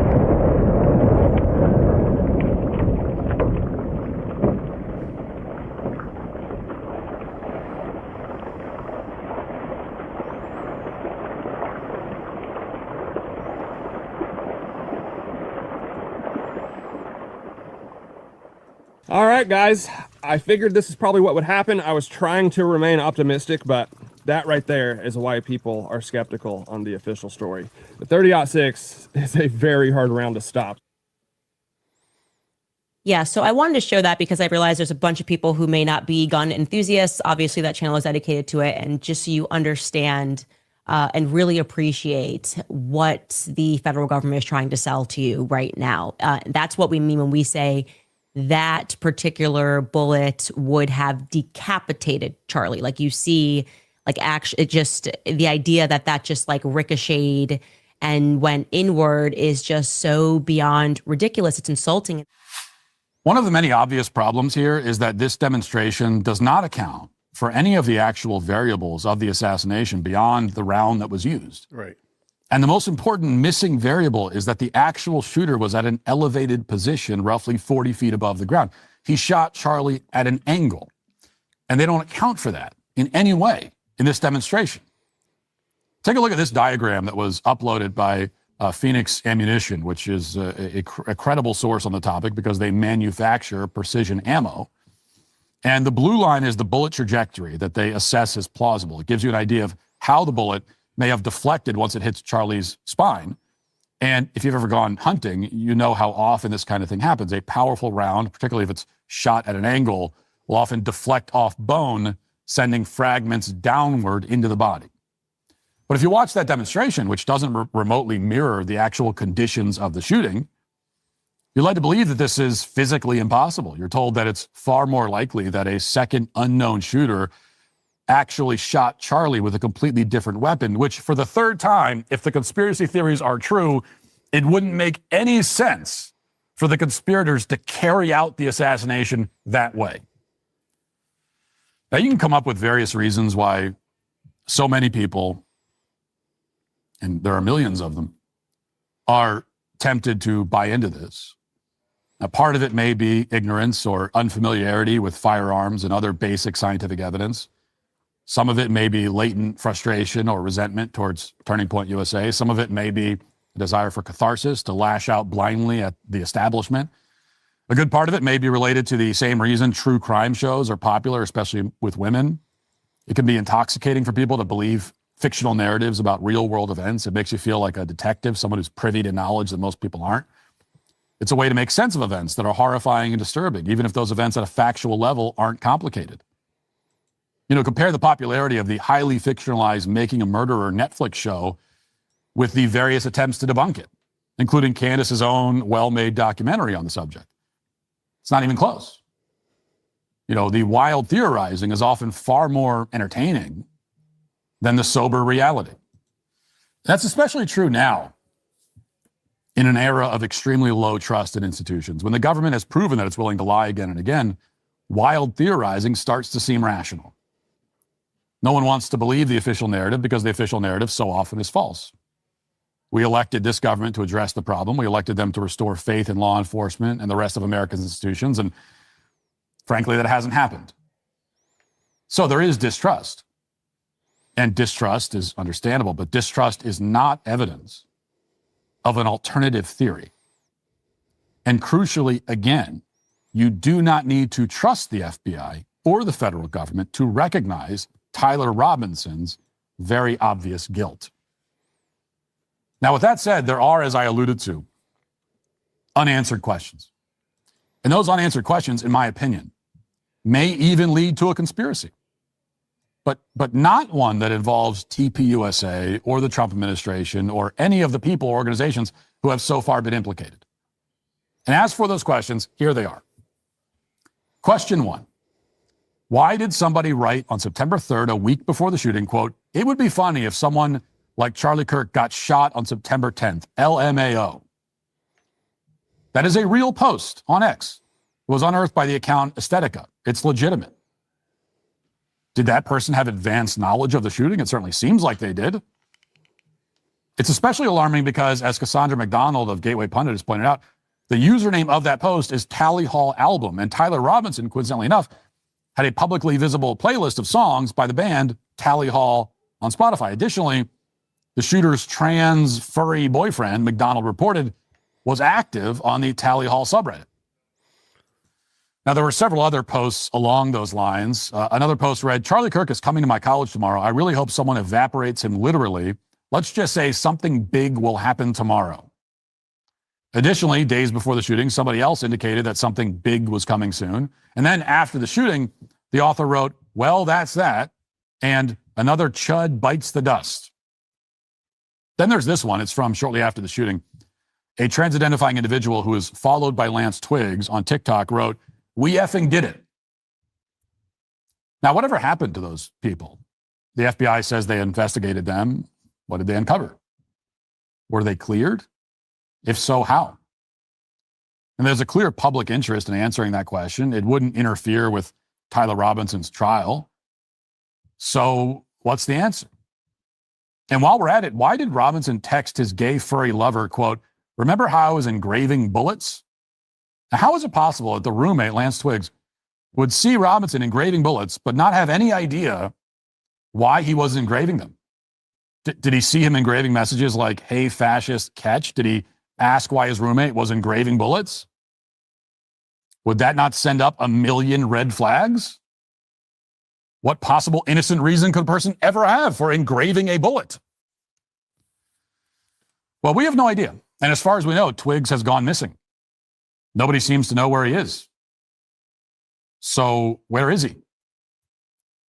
And has he actually been cleared of any wrongdoing or foreknowledge of this attack? And what is the group Armed Queers Salt Lake City? And why did they scrub their entire social media presence immediately after the shooting?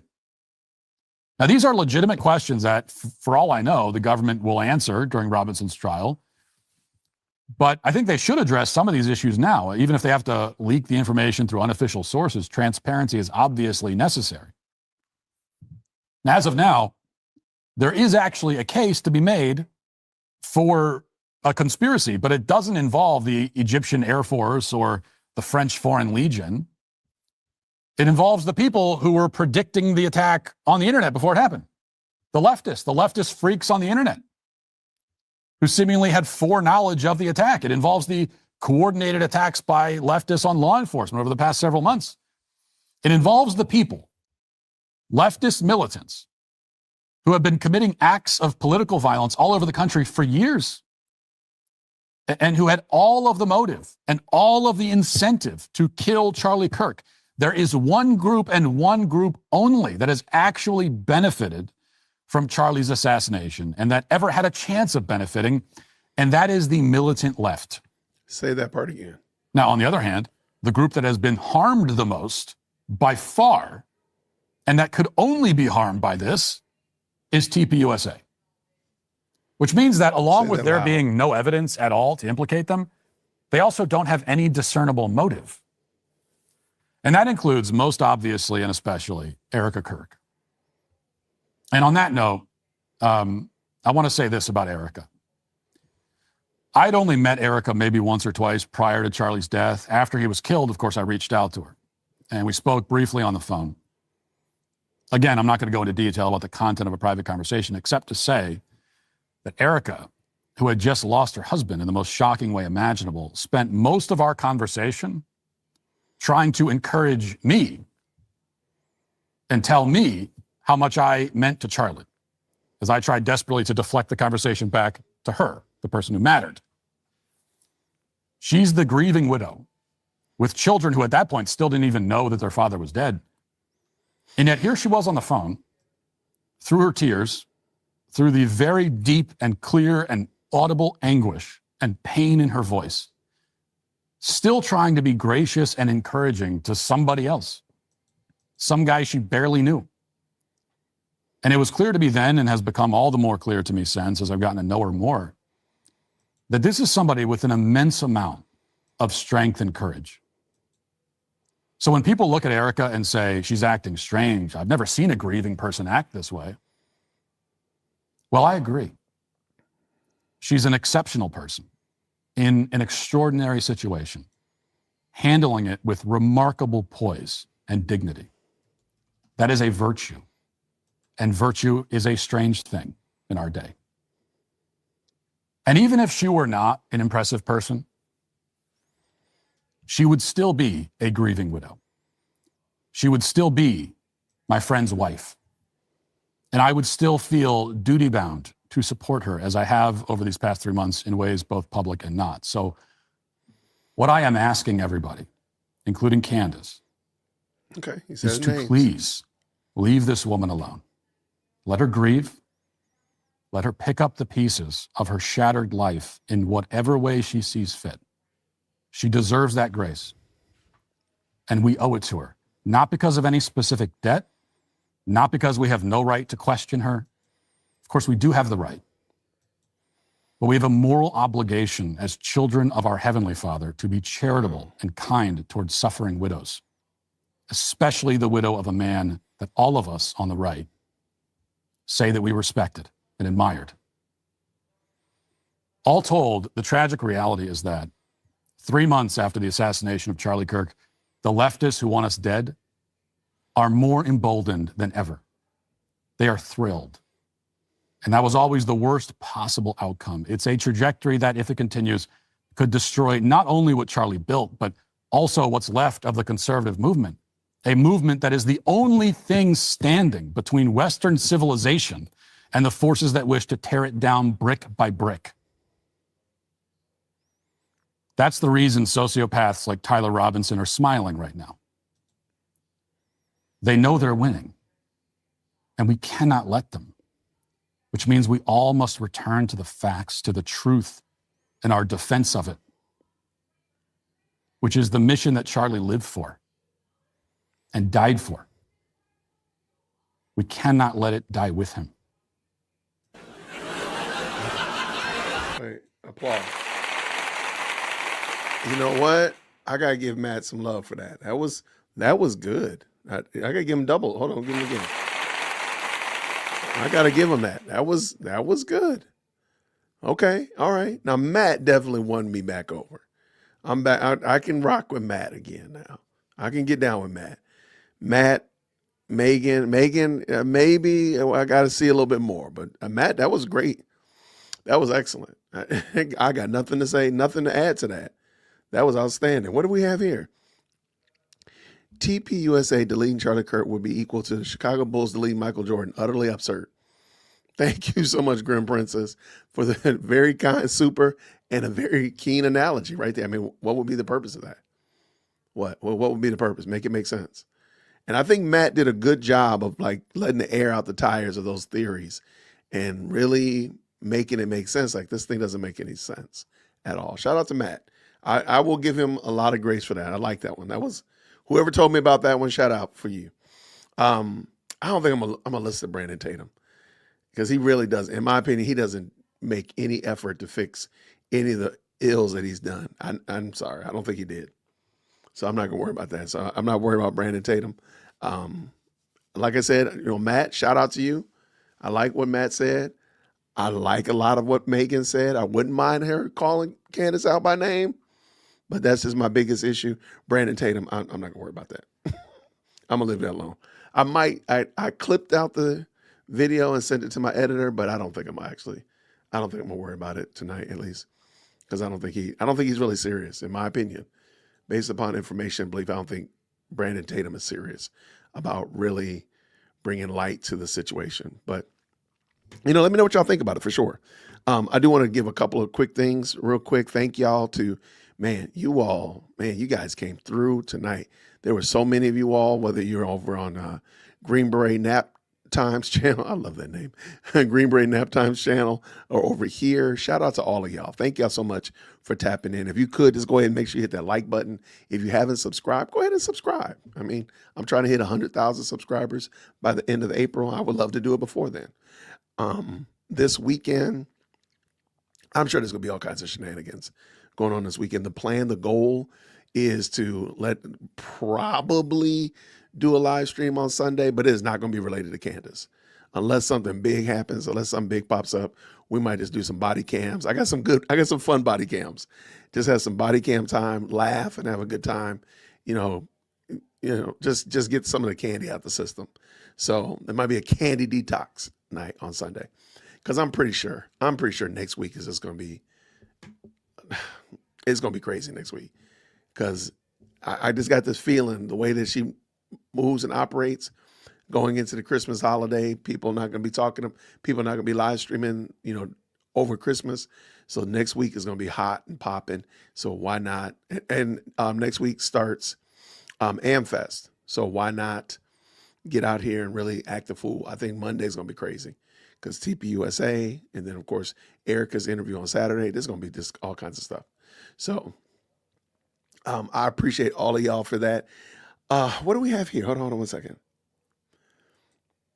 Thank you so much, Kristen Jean, right here with the $2. Listen to what do you mean? I see it right here. Man, somebody's already sent it to me, and I was like, it is looking like a long video. I love John over at What Do You Mean? And I like that he has the, let me pull it back up. Sorry. I closed it out. In the chat real quick. Y'all want to watch What Do You Mean with us? In the chat. It's okay. Like, y'all just comment, let me know. Did he do it as a live stream? Oh, I guess it's not as long as I thought it was. Sorry. Is it only 12 minutes? Yeah, it's just 12 minutes. He just dropped it. All right, in the chat. Let me know if y'all want to watch it. We'll pull it in. We'll do it, Christelle. We'll do it. What does Goose say here? I sent you an email titled Tyler Robinson video. There's 2 links you might want to play for the true crime podcaster who goes over the docs and Google mapping and timelines. All right, let me pull in, Erica will be framed. Oh, wait, this is not the one I was looking at.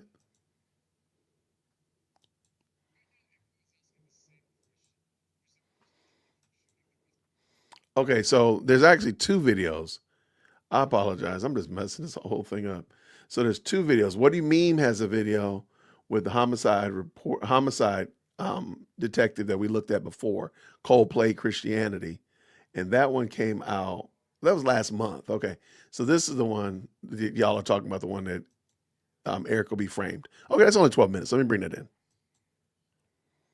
All right. I'm going to bring it. All right, let's bring that in, and I'll check out what Goose is saying. Thank you so much for the 10. I appreciate you, love. Thank you so much. Okay, let's bring this up in here. All right, you know how we like to do. Green hearts in the chat when you can hear. Green hearts in the chat when you can hear. Let's go. Has a big problem, and it's about to get worse. When Candace Owens first suggested that TPUSA was involved in a cover-up around Charlie Kirk's murder, most people didn't take it seriously. But just 3 months later, the tide has now turned, and now TPUSA has lost public trust. But on Monday, they're finally responding, and they've promised to set the record straight. They even challenged Candace to come debate them live in person, and a lot of people think that this is where TPUSA ends the conspiracies with facts. But I don't think that's going to happen, because the reason why Candace won so many people over in the first place had very little to do with the facts and everything to do with how she framed the conversation before the facts were ever heard. So in this video, I'm going to show you the framing tactics that Candace is using, and then I'll explain what I believe is the only approach TPUSA can take if they want to have any chance of persuading people who currently believe Candace. You see, this right here is the reason why facts alone won't matter on Monday. There's nobody that has the capacity to get me to shut up about this except for Erica Kirk. I'm not going to stop unless Erica Kirk asks me to stop. I said early on, if Erica Kirk asks me to be quiet, I will be quiet. But then Erica did say to stop. Podcaster Candace Owens. She has been one of the main peddlers of these conspiracies. What do you want to say to her? Stop. That's it. That's all I have to say. Stop. And instead of stopping, Candace doubled down. And the reason why she's able to get away with this is because of her framing. Okay. I like what John is saying. And my only issue is I disagree because I don't think Candace is going to be able to maintain what he is proposing. So, all right, let's keep it going though. But I like this though. Shout out to John. And if the mods could please make sure we drop What Do You Memes link in the chat, that would be super dope. Before Erica even sat down at Fox News, Candace has already spent months building a very specific frame. And nearly everyone who was connected to Charlie before his death was positioned as suspicious. And that matters because a frame doesn't change what people hear, it changes how they hear everything that comes after the framing. So when Erica finally spoke publicly, Candace's audience didn't hear a widow defending her team. They heard exactly the frame that she trained them to hear: guilt. My silence does not mean that I am complacent. When you go after the people that I love because somehow they're in on this is not okay. It's not healthy. This is a duty to my husband, and it's an absolute honor, and I will never back down. And so my message to them is to stop. This is why her audience didn't flinch when Candace described Erica's interview like this. Whoa! Whoa! Erica Kirk shuts down the No, she didn't even respond to one of the conspiracies. She gave us emotion. This is why there are many people who do not believe that women are equipped to lead companies, because what you are watching here is an unbelievably emotional response that is absent of any logic. Okay, now for someone who isn't primed to distrust her, Erica's anger is exactly what she said it was. Genuine frustration with Candace for insinuating that the people that she knows and loves were in on it, and how that's now undermining decades of work that her husband gave his life to build. But Candace's audience wasn't hearing Erica, they were hearing the frame. If Erica is emotional, she's hiding something. And if she's calm, she doesn't care, which means that she's hiding something. And if she pushes back against Candace, she's defensive, which means that she's hiding something. And if So I understand. I completely agree with John. There is just one little caveat, one little snippet, a small little nugget that I feel like he's not taking into consideration. Candace's audience is not that big that is ultimately rocking with her indefinitely. There's a lot of people who just have questions. There's a lot of people who are just like, something isn't right. This lady is talking about stuff that's not right. Let me see what she's talking about. She's saying that the widow did it. That doesn't make sense. That's silly. But they're not. They believe that there's some questions that are not being answered, which I think most of us do. And therefore, they're like, well, Candace is at least asking questions. Let me rock with her. But they're not committed to her. There's Cantifa folk. Those people you're not going to deal with. It's the logical people. A lot of people, after watching yesterday Tyler Robinson, they probably said, oh, okay, let me go find these charging documents because Candace never read them. Let me go read those. And now they've left the Candace compound. A lot of people who heard Matt Walsh probably left the Candace compound. So I don't think that her draw is as strong on just the average, if you want to call them the independents, so to speak. She needs the dyed-in-the-wool people. Those are the people who are the Cantifa folk, they're done. But the middle of the road, those people that are like, I just got some questions, I just want to know something that don't seem right, those people right there, I think those are the people that John is not factoring in. But let's go. She doesn't push back against Candace and she stays silent, that also means that she's hiding something. And meanwhile, Candace's own emotional arguments never register as manipulation because she never framed herself as someone that you should distrust. So on Monday, the same framing is gonna apply to TPUSA. If anyone shows sadness, anger, or moral conviction, Candace will interpret it, and her audience will hear it, as emotional manipulation or the lack of self-control, just like how she did with Tim Pool, for example. That's why genuine emotion and the facts are not going to save TPUSA, because their emotions are already framed as guilt.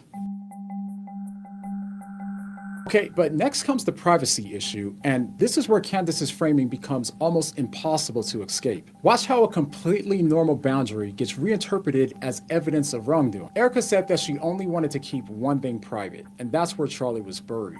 Can I have one thing? Can my babies have one thing where we hold it sacred, where my husband is laid to rest, where I don't have to be worried about some secular revolutionary coming and destroying my husband's grave while my daughter is sitting there praying? But listen to how Candace reframed that boundary. You want privacy when you want it, but you want publicity whenever you want it, and that just doesn't work. This is the same person who had somebody record her over Charlie Kirk's casket and to publish his body on Instagram was a decision that was made by Erica. That is an incredibly personal and an incredibly intimate moment that you invited the public into. And now you fast forward 3 months removed and and it's why does the public want to know where he's buried? It doesn't work like that. So for anyone that hasn't listened to Candace and adopted her framing of distrust, this is entirely reasonable. Erica doesn't want strangers with ill intent showing up at the place where her family goes to grieve. And that's not suspicious. It seems like a normal human request. However, inside Candace's framing, any attempt at privacy becomes evidence of a cover-up. And this is exactly why Turning Point can't win on Monday by sharing facts alone, no matter how reasonable, because while the trial is still ongoing, there will always be information that they can't release. And that means... Okay, so I like what John is saying, like I said, but he is factoring in that everybody believes Candace's story. There's a lot of people who realize that she's crazy. And so I don't think he's factored in and budgeted this into his equation, which I think he's making great points, but I do think he needs to budget that in. Let's go. That Candace's audience will hear every withheld detail as confirmation of wrongdoing and every released detail as inconsistent or suspect. Either way, they lose. And this is where Candace's distrust framing becomes truly dangerous.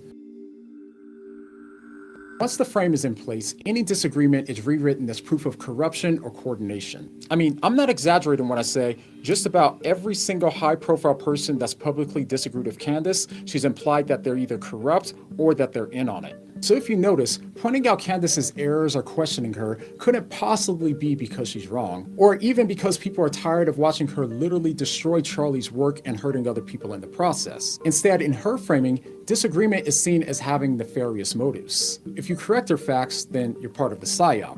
And if you challenge her logic, then you're part of the psyop. And even if you mention Candace's name in a negative way, part of the psyop. What we're left with is no scenario where criticism means Candace might be wrong. It always means that you're in on it. You're being paid by Israel and so on. This framing removes the possibility of honest disagreement, and every critic is framed as part of the conspiracy. So it's important to remember that this is how she's going to respond to any counter narratives that Turning Point is going to show. Literally, no matter what they say on Monday, it'll be framed as being part of the scripted psyop. And even if they don't respond to a lot of the claims, then it's going to be the same thing that she's been saying all along. Their silence on these facts proves that they're in on the cover-up. This frame delegitimizes every possible messenger except for Candace, which means that she doesn't have to be correct, she only has to make everyone else look compromised.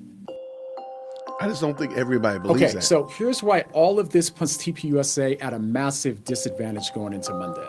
Candace has 3 straight months of daily content to frame TPUSA as untrustworthy, and her audience has already bought into that framing long before TPUSA decided to respond.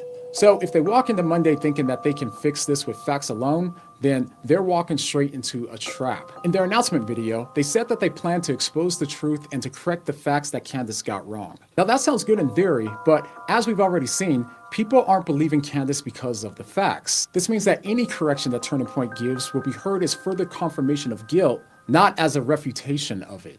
And secondly, what also makes Candace so persuasive is the fact that she often starts where her audience already has an ache, which gives them emotional buy-in to what she's saying. Whether that's distrust of the FBI after the Epstein investigation, resentment towards government cover-ups, memories of the BLM-era manipulation, and so on. Not only are these emotional touchpoints for her audience, but these are the same things that Turning Point has pointed their audience to in the past as well. So this puts her in the position where she doesn't even need to explain to people why they shouldn't trust the FBI in Charlie Kirk's case. And this is where I believe Turning Point is likely to make a mistake. By pointing to the FBI as a trusted reason for why Turning Point is innocent, clearly that is not going to be taken as credible evidence by her audience, nor a lot of the people in Turning Point's audience, which is the core problem. If Turning Point even wants a chance at reaching the people who currently agree with Candace, then they cannot start with the facts. They have to first reset the framing before they present any facts, or else everything that they say is going to be filtered through the suspicion that Candace has already built.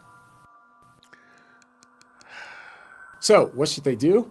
Well, here's one way to reset the framing. They can reset the framing not by telling the viewers what she's doing, but showing them by doing the same thing that she's doing. They can be just as suspicious of her as she is of them. Not to accuse her of anything, but to reveal how her method works. So in theory, they could start by reframing the way that the audience sees her by asking her questions about her motives. For example, she tells us that we can't trust the FBI and implies that the reason why she couldn't go to Charlie's memorial is because they would harm or kill her. While I'm attacking the feds, maybe not going to a public event which the feds are organizing, is probably a very good idea. And then they could ask, so why then did she reach out to them when she said that there was an assassination attempt on her life? I thought that the FBI were the ones that she believed wanted to harm her. I report to the FBI. Of course, I reported it to the FBI. So is she working with the FBI? I mean, after all, she did admit to having someone who's high up in the FBI, their personal phone number, and was texting them. The FBI left me on red. And I will say, I didn't go through an official channel and send an email, and I should do that. But I did send a text message to somebody very high up who received the text message. So how do we know that she isn't the one working with the FBI to distract people away from the true killer? And also, what other reason would there be for her to say that her favorite text from Charlie that she released publicly was one where he was talking about a girl that he was in love with that wasn't Erica?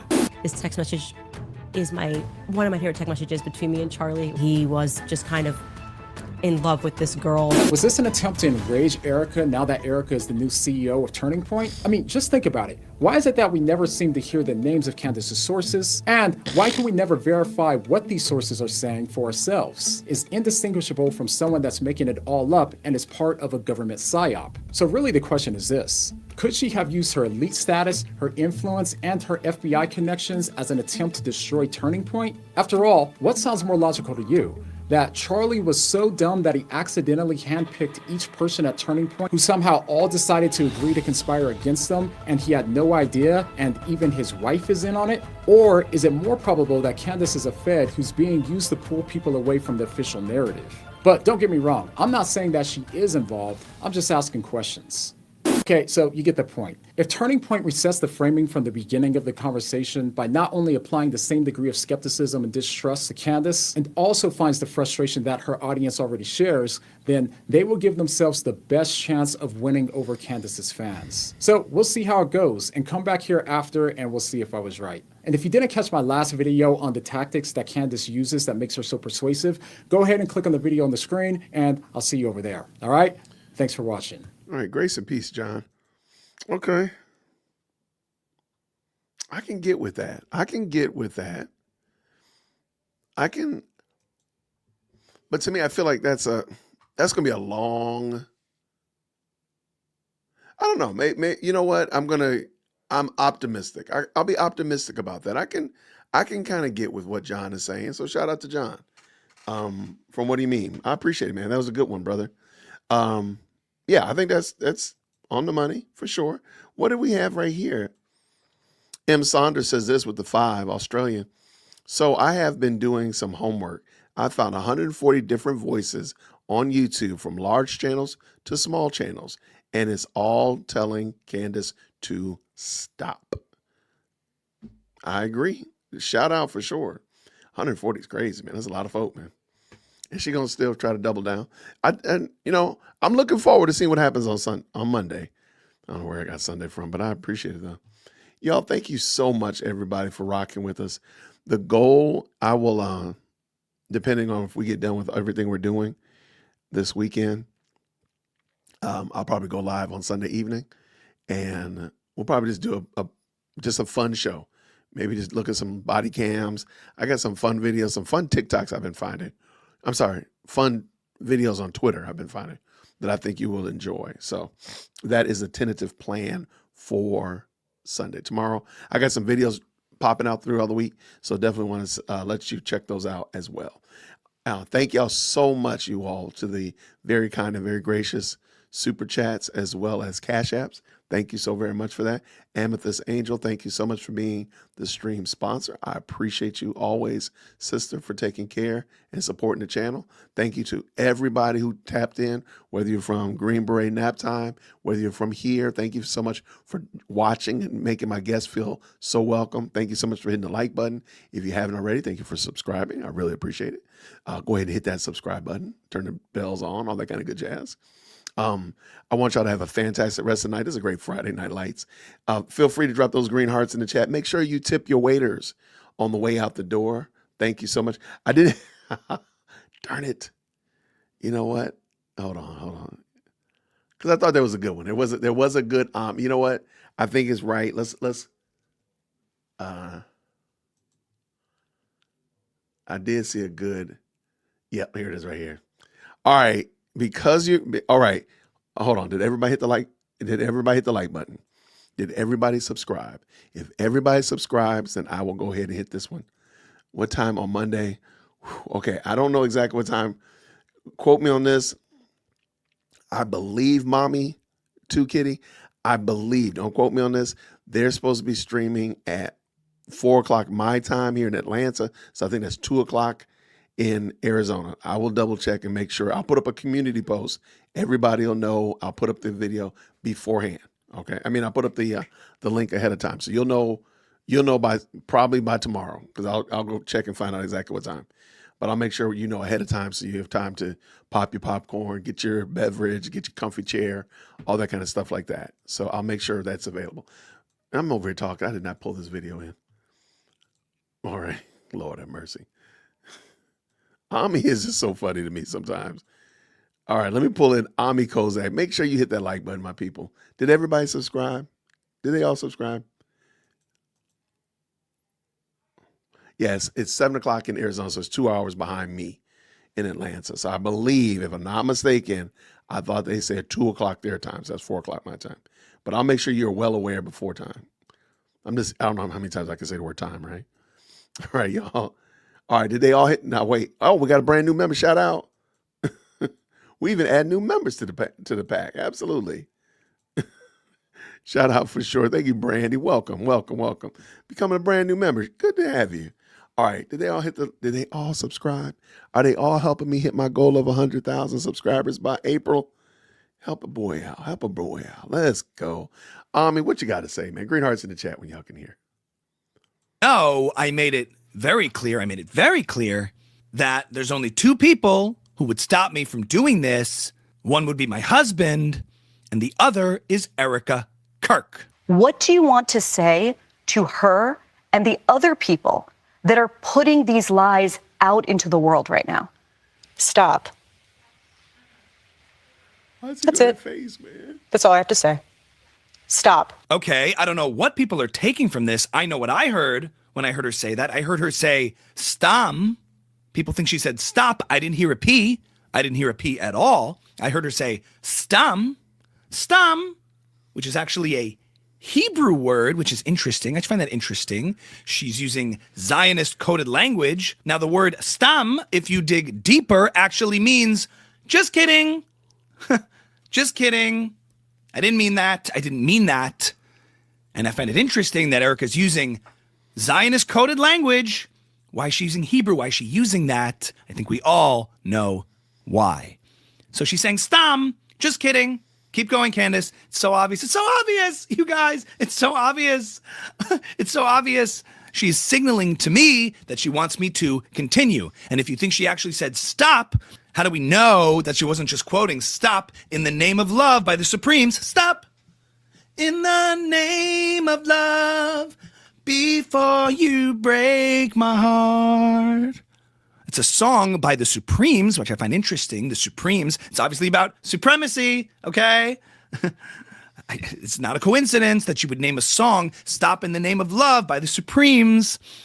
And if you dig deeper into the story, the Supremes were managed by none other than, you guessed it, Shelley Berger, a.k.a. Sheldon Berger, who was...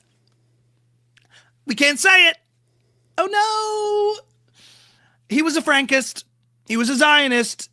He was Jewish. You guys. Cancel Candace. Stop in the Name of Love, a song by the Supremes, which is about supremacy, which is managed by Shelley Berger. That all just feels so fake and gay. It just feels fake and gay. She's either using Zionist coded language, stam, which means just kidding, so I should keep going, I should continue. Either that, or she's referring to stop in the name of love by the Supremes about supremacy. It's just, I'm sorry, I just think none of this is real. Like, none of this is real. I don't know, but I know, you know? Incidentally, Charlie's last book that he came out with was called Stop in the Name of God. Stop in the name of God. It all makes sense. You guys, they think we're crazy. They think we're stupid. We're not going to fall for it, okay? Now, I want to thank all my mommy sleuths that are out there sending me tips. Keep sending me tips, because I am not going to stop And as Erica said clearly, very clearly, to Barry Weiss, of all people, when asked about me if I should stop, Erica responded, "Stum. Just kidding." Or that simply saying stop is quoting the Supremes, and we all know what she means by that. Keep sending me tips, mommy sleuths. I'm every woman. It's only me. Darling. That's not the Supremes? Shaka Khan. But that's Shaka Khan? Yes, dear, I love that song. Is that about Brigitte? Could be. I'm coming out. Do, do. I want the world to know. Got to let it show. I love that song. What's that song? That's Diana Ross, darling. I love that song. You love that too? Oh, yes, very much. Okay. I'm going to go out for a bit, meeting a friend. Okay. Oh, no. Shout out to Ami. Ami be crushing it, man. When he's on it, he is on it. Other times he be missing it sometimes, but he be on it when he's on it. Y'all, thank y'all so much for rocking with us tonight. Thank you to everybody who hung in there. Thank you so much to Green Beret Nap Time for being an excellent guest. Please make sure you go over and check him out on Twitter. He's not causing any problems, so don't worry. He's not doing anything. He's not causing any problems over on Twitter. So go check out Green Beret Nap Time. Shout out. What do we have here? Well, thank you so much. Mods, I appreciate y'all. Thank you to everybody. Even if you just tapped in and just watched, thank you so much for watching. Thank you so much for being a part of the best live chat on the internet. Please make sure you tip your waiters on the way out the door. Make sure you hit those green hearts, flood it with green hearts, and then jump into the most electrifying live chat on the planet and just say what's up. I'm going to see you all, Lord willing, on Sunday. So until then, my good people, grace and peace. Take care. Thank you so much for tuning in to another episode of the Jay Whip Podcast. If you enjoyed today's show, please do me a favor and hit me up with that 3-piece special. Like the video, subscribe, and of course, share it with somebody who would also enjoy this type of content. And make sure you leave a comment because I do pin the best comments to the top. So thank you so much for tuning in today. And until next time, everybody, grace and peace.